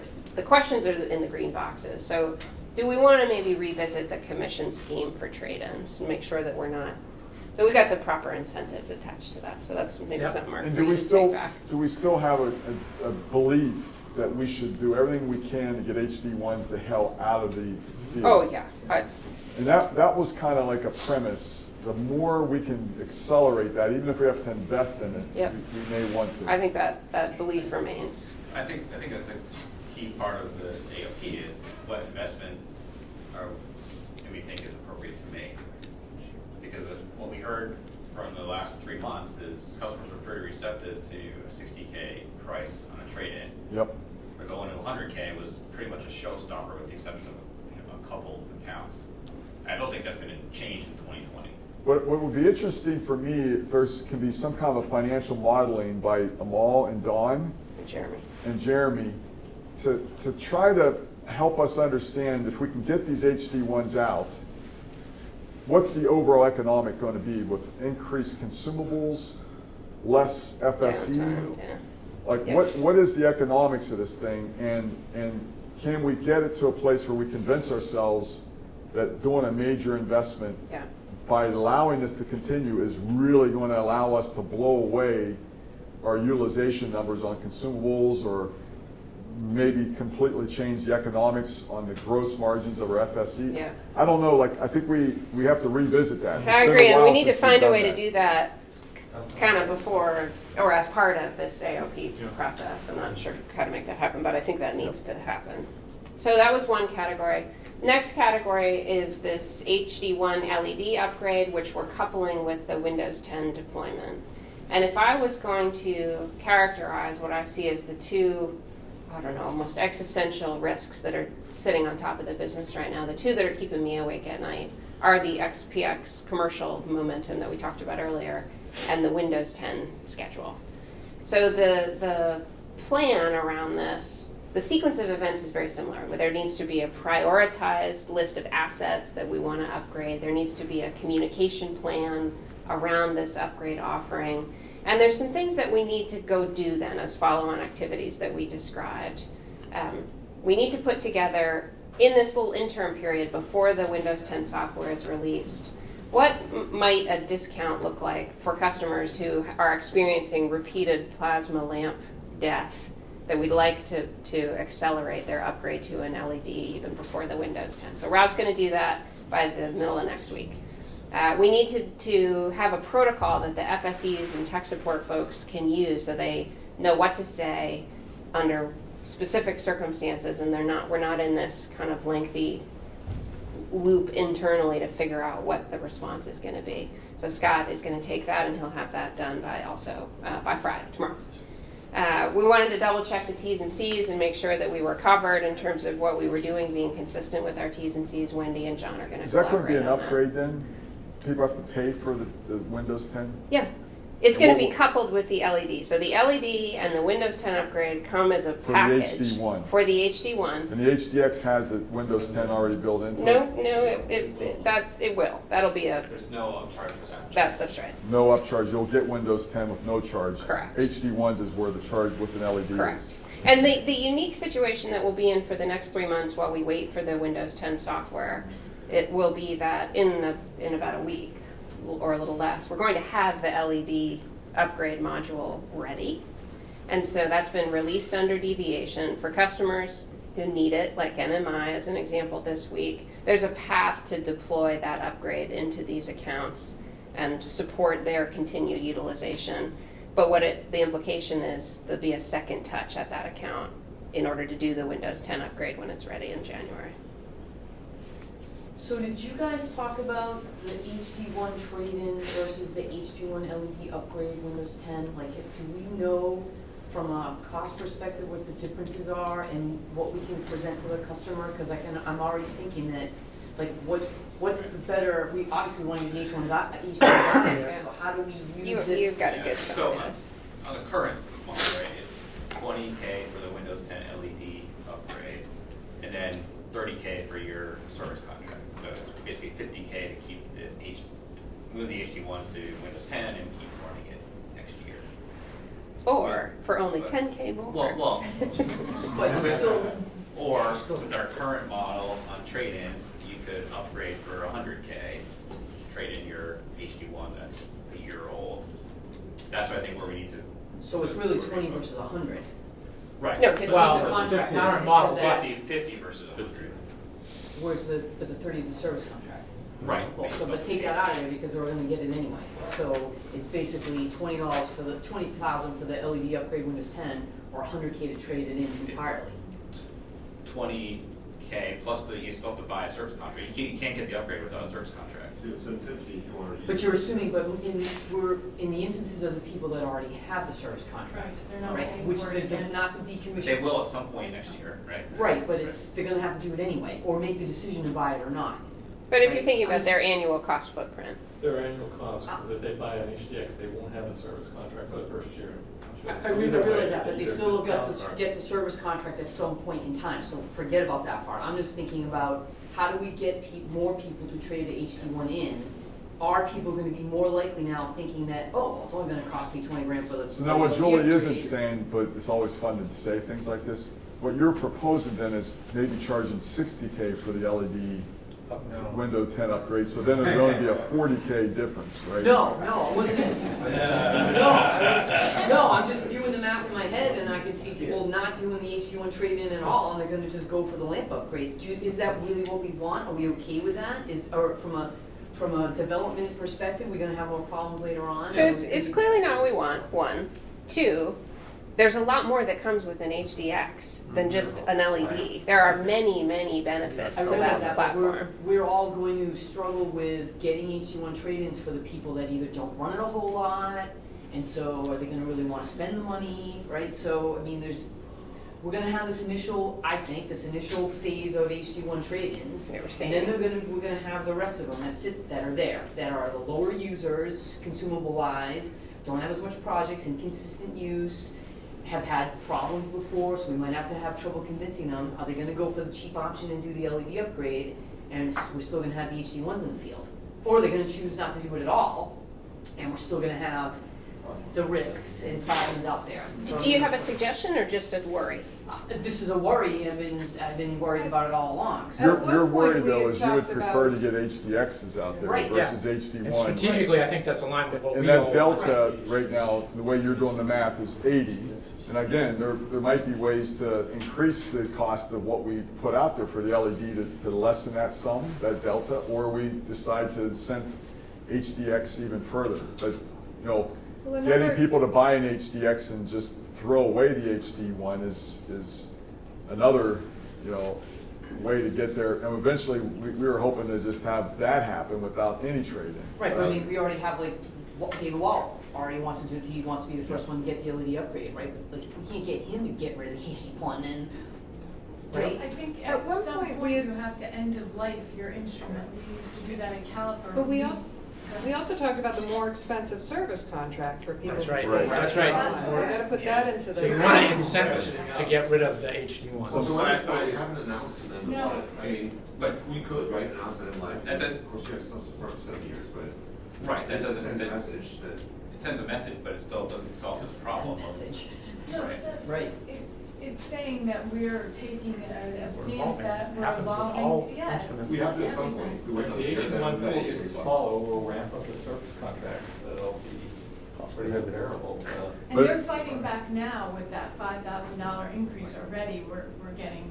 I mean, I think that this is where some creativity is going to need to be put into this, because I think there's some ideas and opportunities to do things like, hey, just so you know, here's where the service contracts are now, and here's where they're going to be as time goes on. So you can almost do things to kind of really create, and if you don't do this right now, then there's no longer a chance for you to get the HDX, and so I think there's time incentives that we're going to have to think about.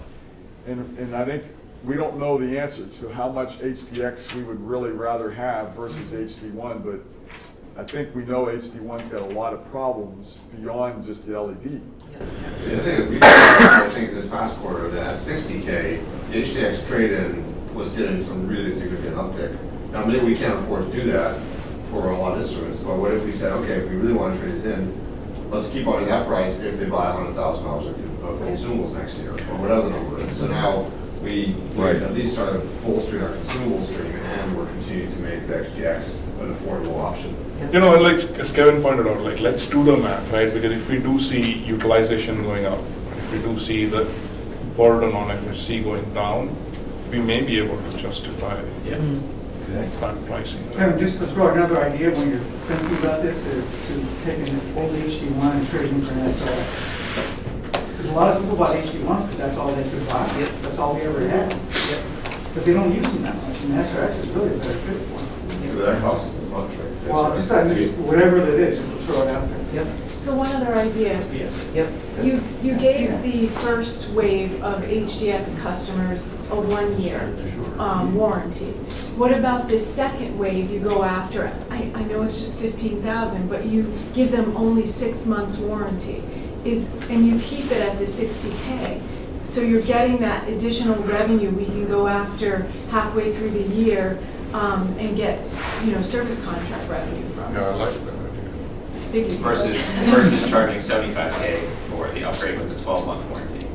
I just think our customers they did the trade-ins with the 60, and our account managers are saying that's a good price. So why not stick to that and just give this next wave a 6 months warranty? Well, originally that was the idea, was I know. 60 Yeah. and whatever was left on the Right, one. right, but that was too burdensome. Yeah. That 6 months. Yeah. But if we could get away with that, that would be a good way. That wasn't palatable for From the the, customer. from the field, yeah. That we got a ton of pushback, say, what do you mean I don't get 12-month warranty? Yeah, but that was the case with 80 and 100 in the mix, right? If we now say 80 and 100 is not in the mix.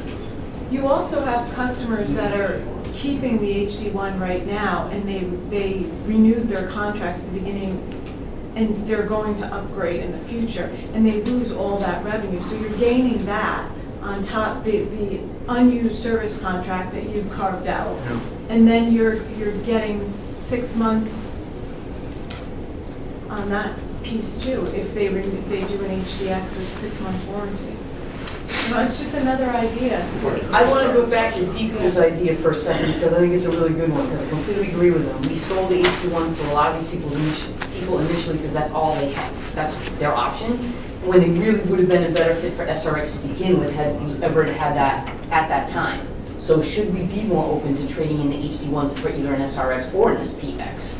Yeah, the thing I was interested to learn from this output, I don't know if we got to it, but what Laurel meant by no by Thanksgiving. And the reason is, I'm just not sure about the SRX yet. I really hope that it's going to be like the HDX, but I don't know what that meant, what she was saying about, well, we'll know by Thanksgiving. Well, it seems to me we may not know the answer till we know what that she was meaning, because the SRX is still a little bit unproven. The HDX seems like it's more proven, right now, Dawn? Yeah, until we're through the first wave of upgrades, that tranche that Dusty and the team have defined. I think that's what you meant by we'll know by. Did you talk about acceleration of the SRX 1.1? Is there a way to do it much quicker? Well, we talked about it coming out of 2.2, so we funded 2 incremental FSEs into Dusty's team to do exactly And that. there was a plan around doing that, right? Yeah. We haven't managed to hire those people yet, but Dusty is actively recruiting, HR is supporting. So there is a strategy in place there. One of them hired Smith's the 21st. Oh, and yeah. he'll go straight into SRX. Oh, great. So there we go. And RBS. And the other thing I was going to say, just quickly, since I've butted in,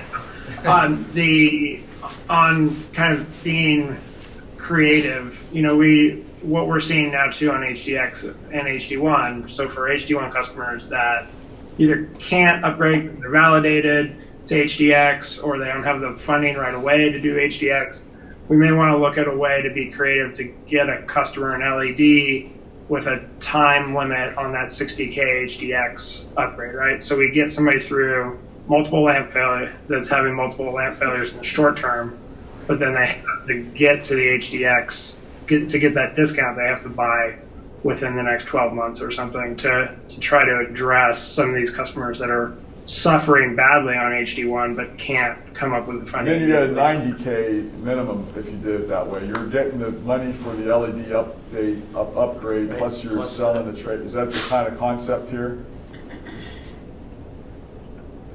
You're getting paid for the LED Windows 10 upgrade, And you're getting but it's access only to if that they good buy price. an HDX at some price within the next. What's nice about that plan is that it drives utilization in the interim period and still drives the HD1 out of the field. And it gives us more margin, I think, because I think the LED Windows 10 upgrade, I'm hoping that we're getting good margin on that, 20 grand. If we're not, then It's okay. It's better than SRX, let's put it that way. So there we would sell an we'd sell them the 20K for the upgrade and say you get that credit when you purchase an HDX. No, they No, pay credit. 60, they have the right to going, and they have the right to pay 60K for a trade. For an HDX today. No, within 12 months. But how do you enforce that? Yeah, or else Just say the price is going to change after a certain amount of time. Yeah, that's It's not going to be 60K anymore. And they have the right, you can find the right to buy at some point. Or list. Or list, yeah. That may not address customers who are waiting for the HDX because they're finishing a project and they don't want to revalidate, because they may feel they need to revalidate for LED as well. Right. But I think maybe for customers that have to wait for the money to become available, maybe they can come up with 20K now and 60K later. So, I don't want to be specific, and Dusty, I appreciate your input here, and Don mentioned NMI. I was talking to Thomas Hughes, and he said this year there's no way I can free up 60K, so that early extend my idea to Jan, Feb, when I can get that 60K out.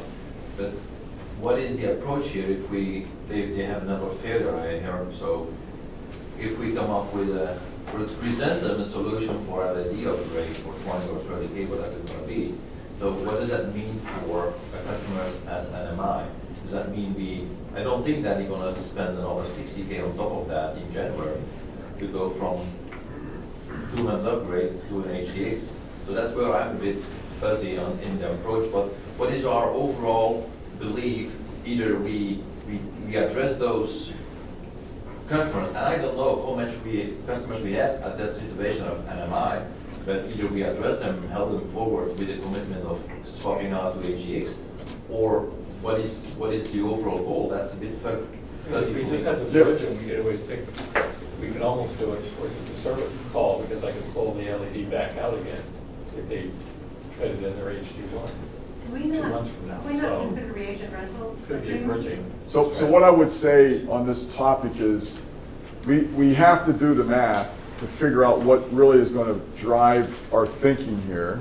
And we also are going to think about going after cancer and Alzheimer's and making sure we incent somehow to keep this thing going. So it's not going to just be an economic thing, it's going to be a combination.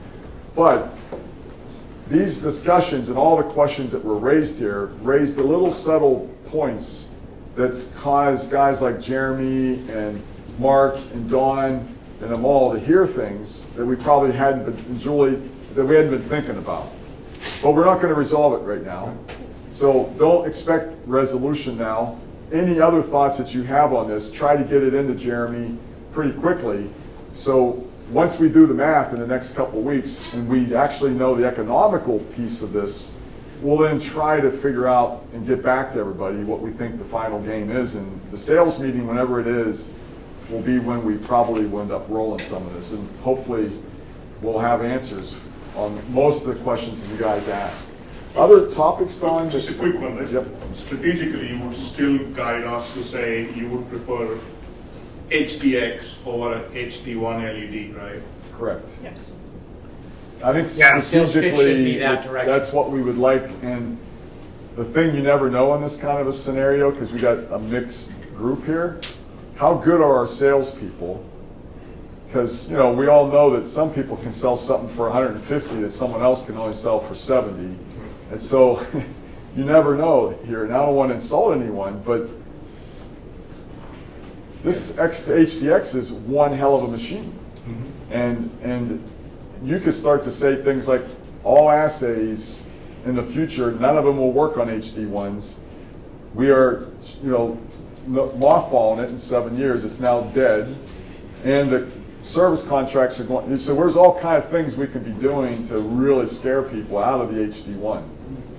And the more we scare them, probably the less we have to give away on the price of the HDX. So it's this big balance here of how to, in general, we want the HDXs in there.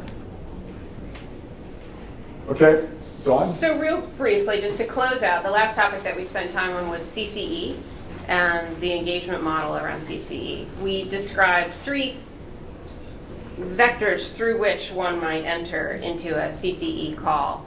The first is a customer's just on fire. Something's happened that's bad and a CCE call is required. Those are typically going to be initiated by Dusty's team, and they would route through Mark, and Sarah schedules them, and that's kind of a bit what we're doing Kind of now, doing right? that. So category 1. Category 2, through the inside sales team's proactive monthly or bi-monthly engagement in their normal customer nurturing, an issue surfaces that they feel needs to flow into CCE, and they flow that in through that same process. So Wendy and her team are initiating those. And then the third, and maybe the one that we were kind of excited about, is getting back to this more regular schedule with key accounts. And those would also be owned by Wendy in terms of managing that schedule. But we continue to be excited about this idea of not just executive team engagement in those, but identifying next level leaders, you know, an Andrew, a Paulo, a Lou, who are linked to an account and sort of an account sponsor that would also be a part of those calls. And so Wendy has a bunch of actions here, but one of them is to describe what that matrix looks like, and we'll flow some names into her to start to build that matrix out. Awesome. Bang, I love it. Also, obviously, this is probably 75% of 2020. Our ability to do this wall right is going to really be defining for 2020. But those other key things, particularly the SPX and some of the ways we're thinking about the accelerator, it's really going to be big for 2020 and 2021, right? So there's a big componentry here.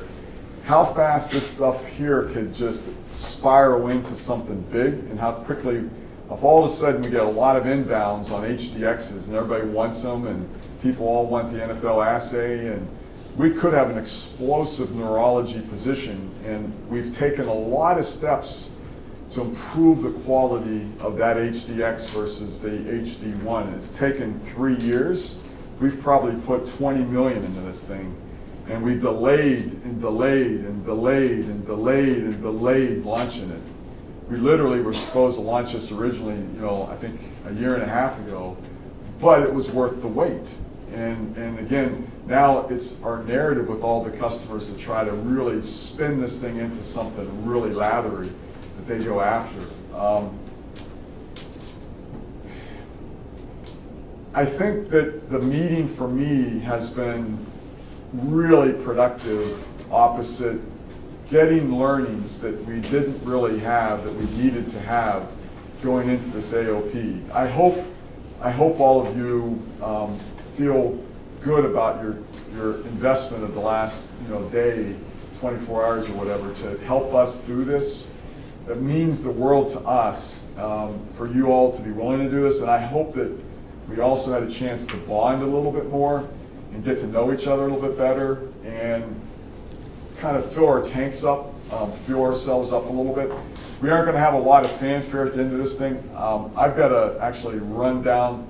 David and I, and maybe some others, I'm not sure, are going to go down to MIT. We're going to be looking at the next generation of innovation and try to solicit some pretty powerful MIT relationships to start looking at really the next generation of the HDX, the next generation of maybe handhelds, So we're continuing to really invest heavily in innovation too. This meeting wasn't about that. So we're going to have to close it off pretty quick. But I know some of you didn't get a chance to talk. Maybe we have 5 or 10, maybe 15 minutes. If you guys wanted to just reflect a little bit here, I will ask that the executive team nurture communications with all of you post this. I'll be doing a coffee probably in a week or two to just update them on Propel 2.1, 2.2, and now 2.3.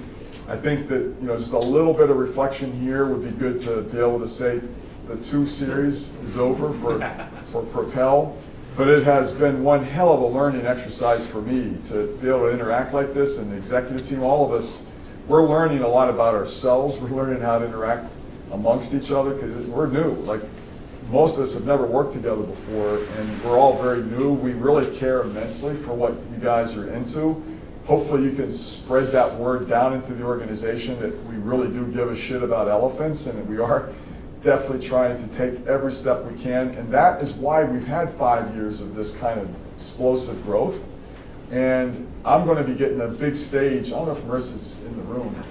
Over the next 3 months, I've been asked to keynote Cleveland Clinic's CEO conference, which is some of the biggest names in medicine. I get to go to Laguna Beach on Monday for 4 of the top CEOs in our landscape that went public. One of them went from 6.5 billion, that would be Guardiant, to 3.5 billion just in the last 2.5 weeks. And we're on a panel and I'm talking about IPO, and I get to keynote over at Peter Drucker's conference. I told those stories at the beginning. Search of Excellence and some of those books are all like the Peter Drucker stuff. A lot of those stories actually come from his search of excellence and all that. So I get the keynote over there for that. We got the PPH right before that. We got all kind of conferences. So we really got a lot of things that we're going to be trying to do externally with Marissa and others to, God bless you, to kind of ramp up interest in us to do inbounds, right? But then all of the stuff that we've been dealing with over the last 24 hours is us trying to pick the things that we think have the biggest vulnerability that we've now turned into an opportunity, as opposed to saying it is a vulnerability. We're actually saying we think we found a way now to maybe do something with it. We don't have all the answers here, but we've surfaced a lot. You have our commitment. We're going to keep working as an executive team to kind of process this and then functionally figure out what this means from a resource standpoint, so that each functional head by the end of the next week, week and a half, we will have our game plan, our belief system around what we want to do. We'll then go to the board, ask them for all that money first week in November, and see where we land, and then we'll start to communicate back again post PPH and hopefully keep the the greater purpose. So all of that is good stuff. One thing that Scott Douglas apparently. You didn't get a chance to talk, but Bev was talking about St. Jude's, and could you tell that story real quick, and then any other reflections anyone has after that? I actually, after talking to Bev yesterday and her experience at St. Jude, made me think when I went to St. Jude in 2015, and I never told Pete this, I don't know if they do that, but I had gone there, I was on vacation, I just happened to be in the area, and they asked for some help, so I came by, did the PM while I was there. And after taking the tour, you see all those kids that are all bandaged up and they're do the treatment. You do anything after that. And they were trying to sell them an imager, but we didn't have what they really needed. And so they were using MSD, and they asked me if I could change the software on the 24/7 to print in MSD plates. I did, so I never told you that. So, I love it. You'll do whatever you Greater good. But the fact that we have our arrayer there too. We've got and MD Anderson's got 3 of our arrayers, so we really are making an impact on so many levels. And so anyway, great. I mean, Scott, that's exactly the culture that we want to have and do whatever we can. I know this was hard for people to come into this kind of a setting for 24 hours. Was it productive for you at all? Like, you guys walking away with insights and perspectives? Do you think your learnings can be applicable to people down deep in your organizations? Any kind of comments would be appreciated. Yeah, I'll just maybe quickly say that I thought we did a good job in the last Propel setting the stage. This Propel was crazy in terms of, but we got to the issues that we could drive to those initiatives. I feel really good about kind of the change in commercial structure that we can use to go after this in a very effective way. So that makes me have a lot of faith in the 2020 plan.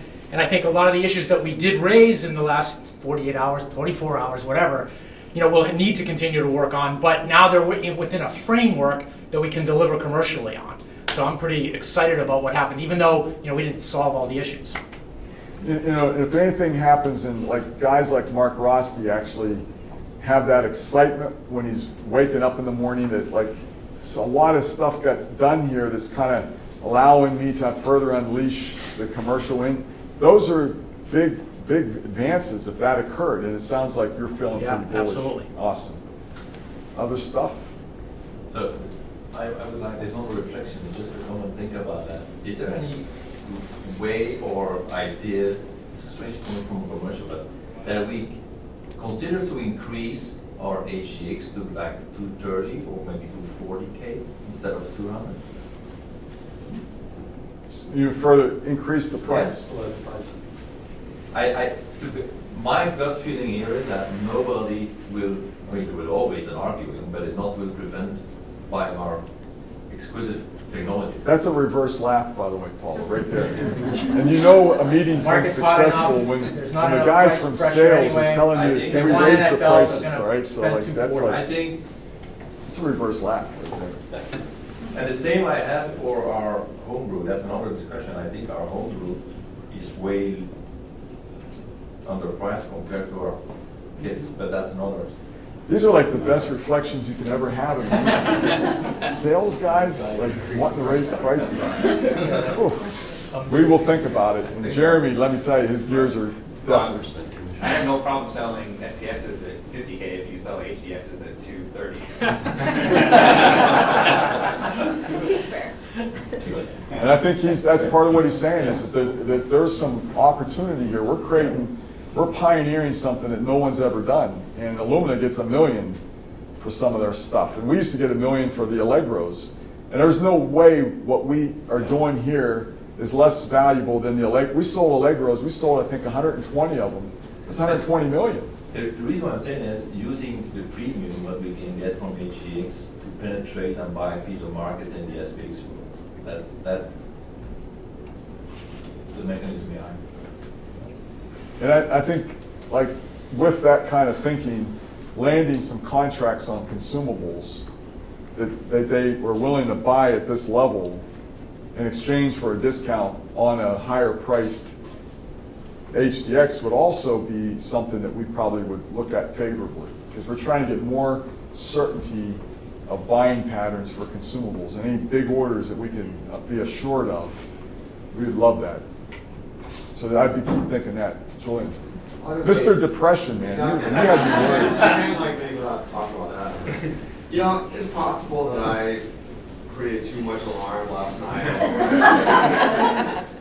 But when I think about it, like, whether, I mean, I'd love to say it was calculated and well planned, but when I think about what came to that this morning, whether or not I was told, even if I completely misread the room, it did lead to some discussions amongst our sales team last night, and then I think it forced us to really think about like this whole organization, that I think regardless of whether that was true or not, that stuff is going to be impactful. Yeah. And so to me, that's really the magic of these kind of sessions, is that we take something and we just like go at it, and it's like, how are we going to address this? And so I feel really good. When I see where we ended up, I certainly am in a really good place, and I think we had a huge opportunity with SPX, and I'm so glad to hear that everybody else thinks the same thing. And culturally, that attack mode on elephants and we really are, we are so rare. And I think Dusty said it in that thing. It's like 99% of companies never would, I mean, those things would be what separates them. And it's actually what brings us together. That's like upside down. Normally these things, it's like you start pointing. We have done a radical blamectomy.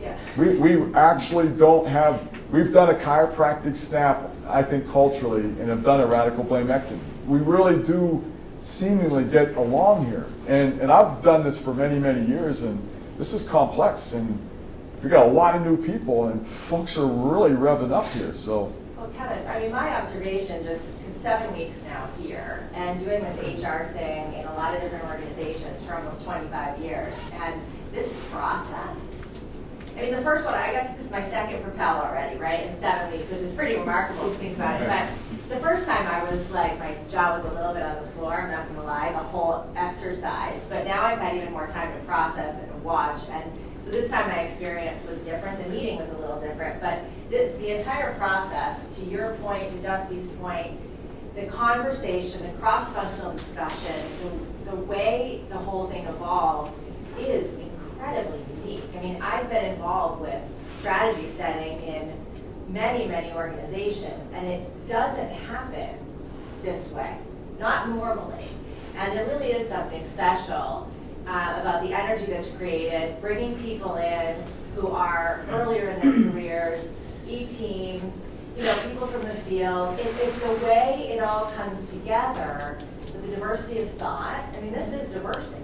You know, it's really sort of including people from different places with different perspective in conversations that maybe they don't quite know, right, why they're there in the first place. But the value at work is unbelievable for someone like me to see. So I just want to reinforce that. Awesome.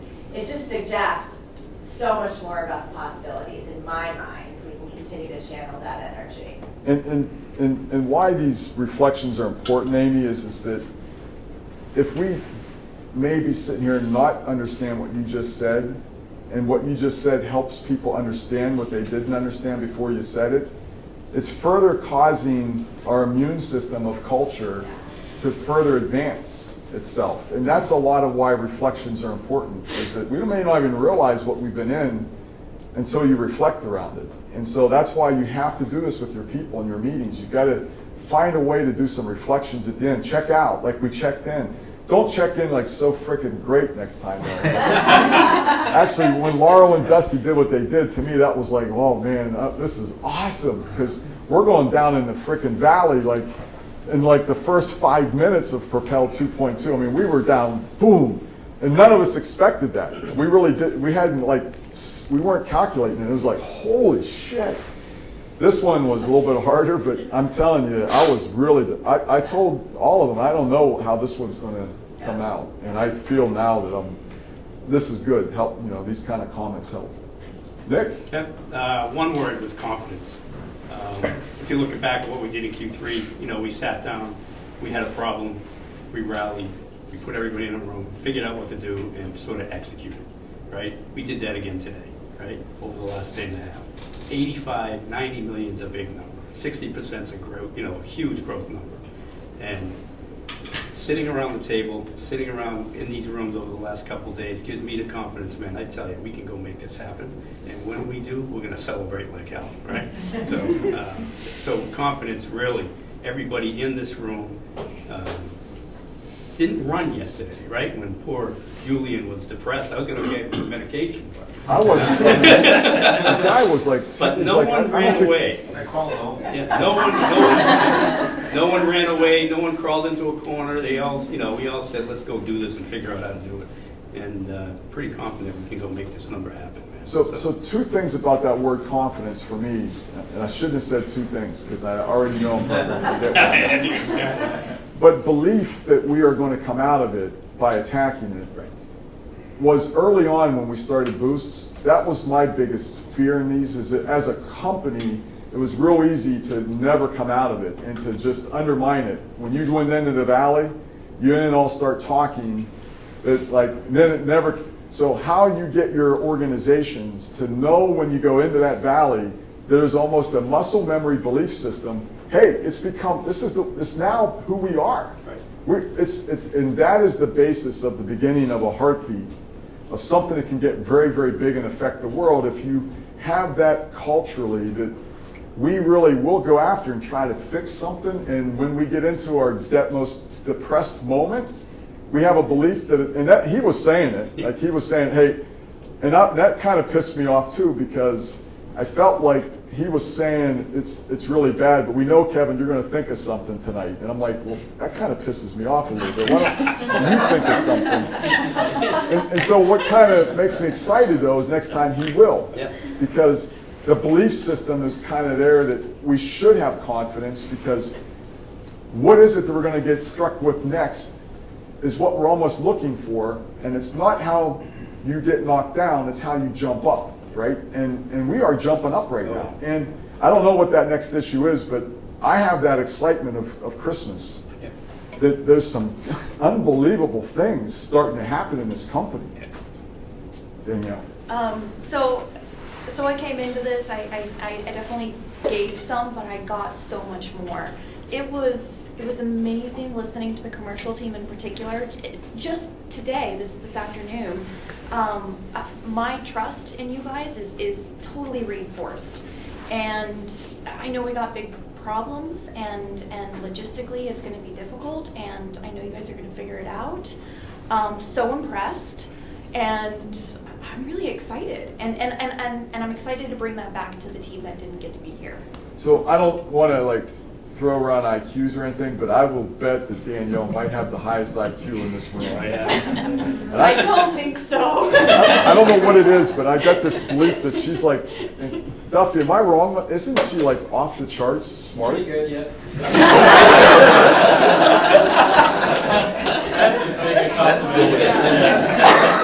That's about as big as it gets with Duffy. But to have you say that, to me, is like the engine room.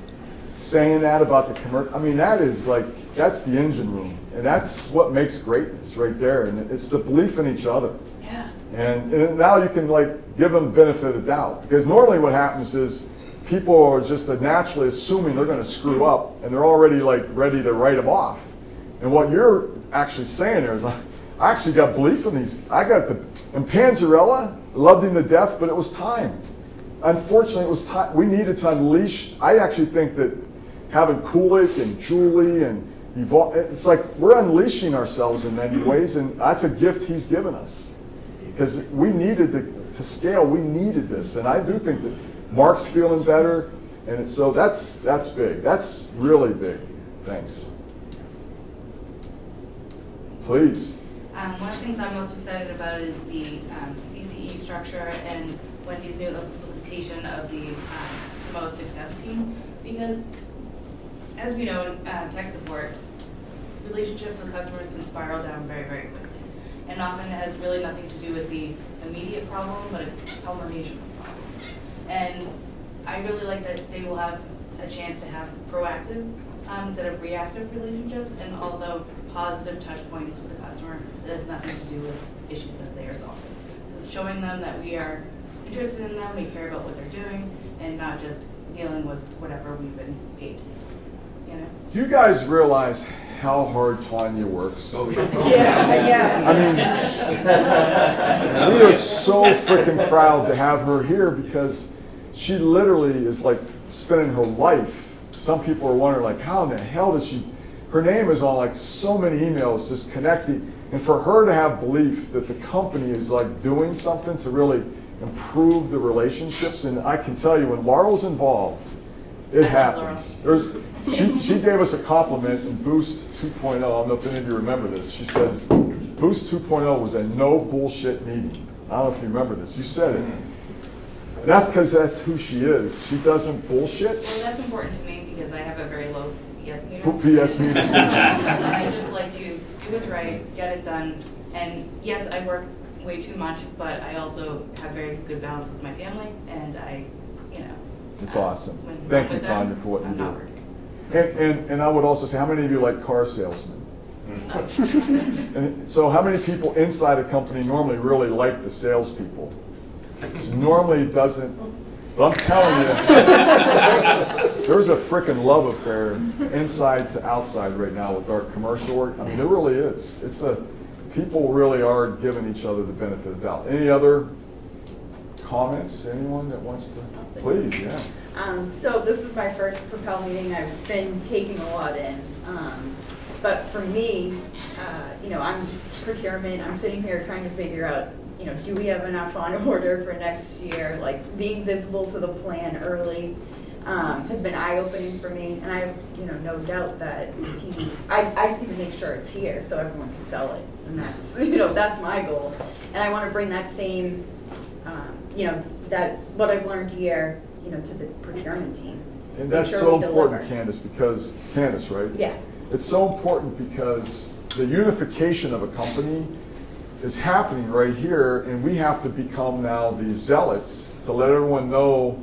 And we have our own meetings like this to spread the word, and that's why I like guys like Purvish, and they just have these natural, the people like, so when in their normal discussions or letting people know, this company's getting on with it, and I'm on the dance floor. I'm no longer like looking up saying these guys don't care, and I'm actually on the dance floor. This is my company too. Anything that happens, I am accountable for it because they're listening. They're listening. So this is not a company that I can point fingers at anywhere.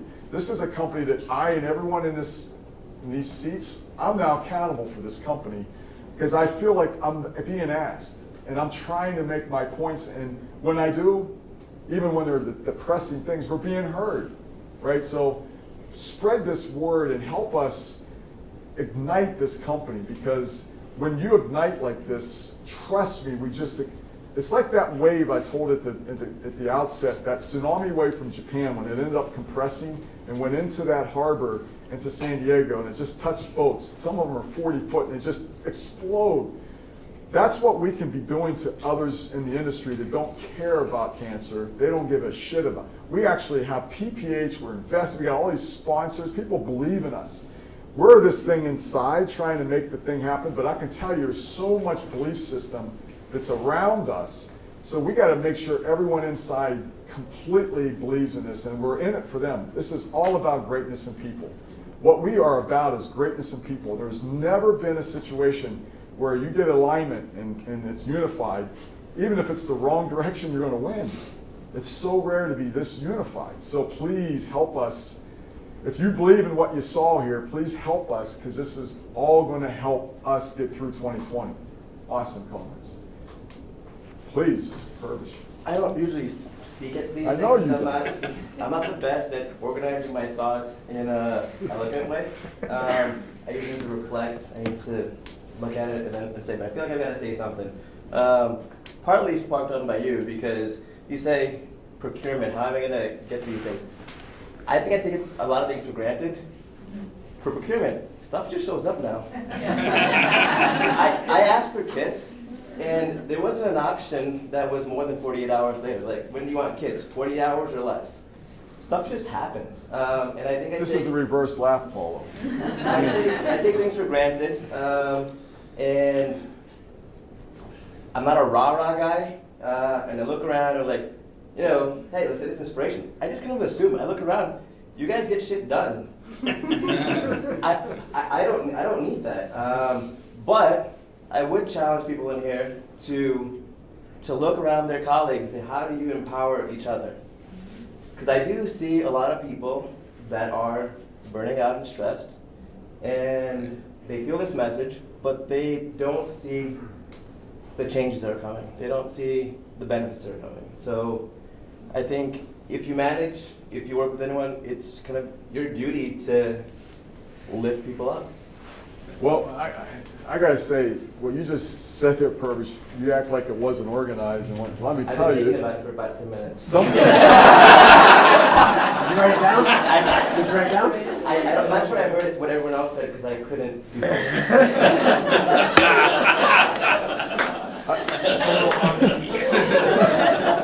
So that's really interesting on so many levels.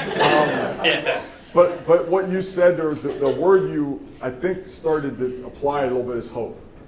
And okay, we're inside this company, and we're talking about making sure those that are working hard, that are burned out, that we take the time to empower them and to enlighten them and to inspire them and to listen. And probably the way you inspire them is by the listening, because these meetings are a lot about listening, right? I mean, that's what we try to do. We're trying to learn and then apply. And so I like to elevate, and this is probably some of my biggest moments, was my next door neighbor, Allison, died at 12 with a glioblastoma. And for a year, I was in there. Her parents looked at me as their hope and was convinced that I had all these kind of connections everywhere. And we tried everything, and then we took my whole team. We went to Dana-Farber, and then we went into Children's, my whole leadership team at Caliper, and we spent a whole day talking to parents that have lost kids. And we don't have the time necessarily to do all that, but when people get burned out and they start to lose hope in our companies, we have to not only help them by listening and inspiring them, but we also have to let them know how many people we've been involved with that have children that are losing hope because they aren't going to make it. And we have some diseases right now that shouldn't be inflicting these kind of kids. And what we're doing is absolutely going to move the needle in this grander scheme of things, which makes any kind of bad behavior in our company petty. There's so many companies that can't look at petty behavior and call it petty.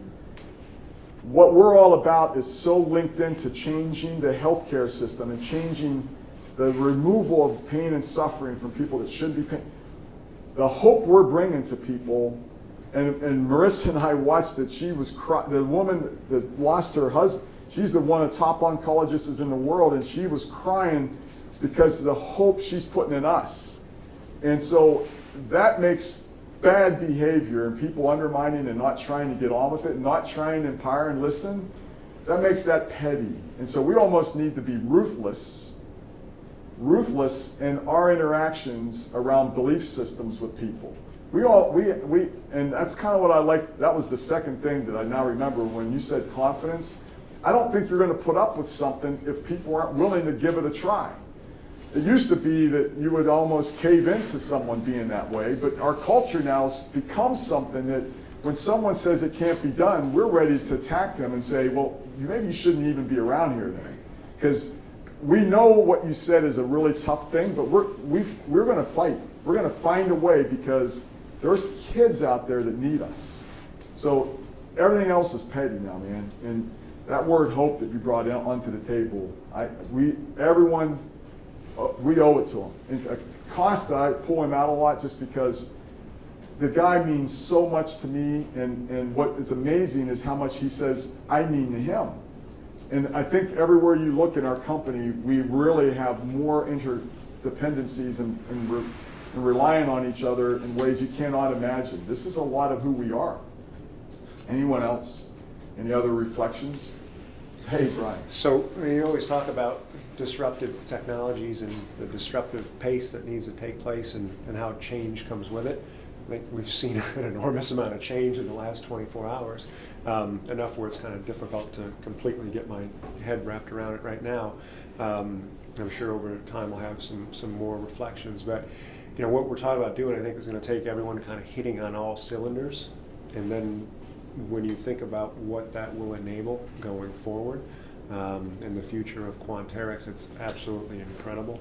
Now, you talked a little bit about last night about things that are on the radar screen or on the horizon for the future, and it just becomes a juggernaut when you're really starting to put all the pieces together. So I think we're at a situation now with the HDX launch and all the progress we've made in other areas of the business where we have that solid foundation and we can really take off in 2020. So it's exciting. It's really exciting. Yeah, and I think, Brian, last night I did with the salespeople. I went in, when we do wine and shit, which we're going to get back to that. I can't do it today. We're going to do one today because of what we're going down at MIT, but there's a 4 o'clock, another one of those happy hours. Next week we'll do a wine and shit, but it is going to be important for us to kind of get out there and communicate and let people know. And I'm being very transparent that if we can get our valuation way up in the next 6 months, it's going to lead then to us having a bigger chance to solve bigger problems with more companies under our umbrella. And we're willing to go for that, and it's really the epicenter of culture and greatness of what we're doing that pulsates and starts to create these opportunities. And Cisco Systems was the best at this. They created this valuation, and then they went out and bought all the companies that built the internet. And so you get your valuation and you keep performing like we've been for, it's there, and we see it, and if we have what it takes, there's no stopping what our influence of the world can be. So that was fun as hell last night. That was a game-changing moment at that table last night, which I knew before I went in there was because I knew who was sitting there. I'm like, this is going to be interesting. Nick was right there. This is fun. Anything else? Okay. Please. So, Paul, you mentioned hope, and you guys were talking about it. And in pharma and biotech, where I've spent most of my career, we've always talked about patients and the hope that we provide them because they don't have treatments for the diseases they're looking for. I mean, neurodegenerative diseases and cancer are the same thing. I know in my family and many of your families, I'm sure folks have lost hope in the healthcare system. Some people don't even go to the doctor because they've been healthy their whole lives. All of a sudden they get cancer. What's the point of this monotony that I've been going through for 40 years? Getting the same blood test, detecting the same markers, nothing's changed. I mean, cars are driving around by themselves autonomously, but yet I go to the doctor and I have the same panel run that I've been having run for 40 years since I was born. So I think what we're doing here is really driving, reinvigorating hope in the healthcare system and the ability to help folks drive their own destiny and really be aware of what their body's doing and doing the best for themselves, because that's not happening today. And a lot of companies aren't focused on that. They're focused on, driving revenue and driving the bottom line. But I feel like here we're doing something way bigger. The part that I've always struggled with in my career is taking a message from a town hall where we show a bunch of slides on company performance and how we're doing and where we need to focus, where the improvement to get that 5% extra next year needs to be. And then you have to take that message and share it with your team and try to make it exciting for them and make it connect so that they can push harder to get that 5%. Here, the struggle I have is taking your energy and the energy in this room and relaying that back to the team, because I feel like I'm diluting it. which I've never had that issue before, so thank you for that. Thank you for the opportunity. Absolutely, Paulo, and that might be a great closing one, mainly because I was looking at my clock. but also because something that you said there is that the cascading process is upside down in our company. We've tried to include so many people in here, and sometimes my team gets like, what the hell, like, you sure we want to bring these people in like this quickly? And sometimes you're like, here's who we should get to come in. And so we really are struggling, but we feel like this will resonate better than just showing a bunch of slides at a town hall meeting. I hate that actually, because it's just not people. I mean, we are investing a day and a half, and what we've done here is probably worth a year worth of insight and perspective, but we all now have a duty to not let it dilute, and we have to almost call a special meeting. Hey, I just would like to have a meeting to talk with all of you about what I just experienced. This is what I would do if I was in your shoe. You mind if I don't have any slides, I just want to explain what I've gone through in the last 3 Propel meetings and the roller coaster ride we've been on, and what I think it's going to mean for all of us. And can I like entertain questions from you around because I want you to feel what I feel. You know, I would almost, if 45 of us do that somehow, it's easy to get to our 250. It's PPH. You'll see what we do there is we pulsate thousands of people. And with Marissa helping now, our stage is set to influence millions of people, and we are ready. We're going for it right now, Paulo. So anything you can do to take these messages back into the troops, let us know what you learn in these sessions that you end up having. I'll give you my advice. I'll come into any session anyone wants me to come in for, say, 5 minutes or do whatever, just to let everyone know how much we care. The verbs in this company deserve us. We're somewhat the nouns. I mean, we've been verbs for the last 24 hours. I mean, we're doing things, right? But a lot of times we're not the ones actually doing things. It's the verbs that deserve all of our energy. They deserve it, right? And that's a little bit what I think Purvish was saying too. And so I'm really fired up. Now, I've got 3 flowers over there and some cards, some massage cards for Amy, Chelsea, and Sarah. I just want to let you guys all know that me and the executive team, like us turning everything upside down, isn't what normally happens in meetings, right? And so people didn't feel the vibe yesterday downstairs, and so we turned everything upside down, right? Everything gets turned upside down when we do our meetings because you just don't know what's coming next. And don't feel bad about that, feel excited about that. The fact that we do this is because we're trying to be real time. We call it high speed, or we call it high impact speed leadership. Whatever that thing's taking us, we're going to run with it because that's what makes us great. That's what allows us to unleash the greatness in people, is the listening and responding. And so it's just the way we are, and it creates.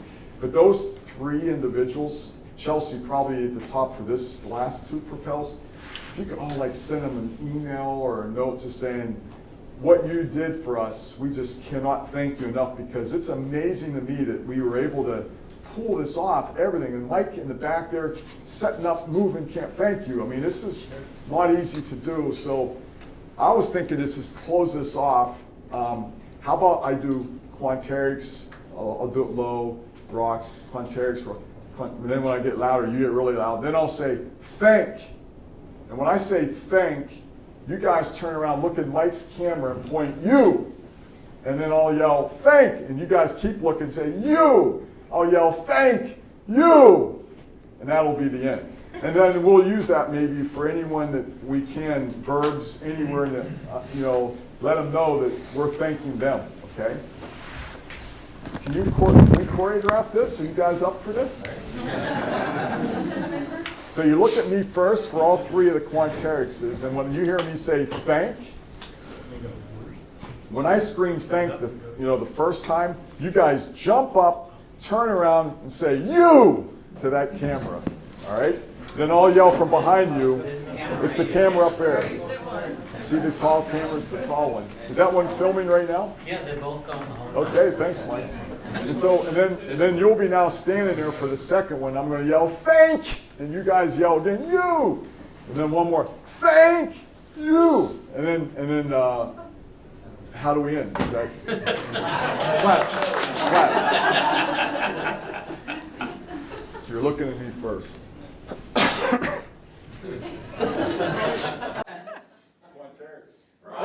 Quintex! Quintex! Thank you! Thank you! Thank you!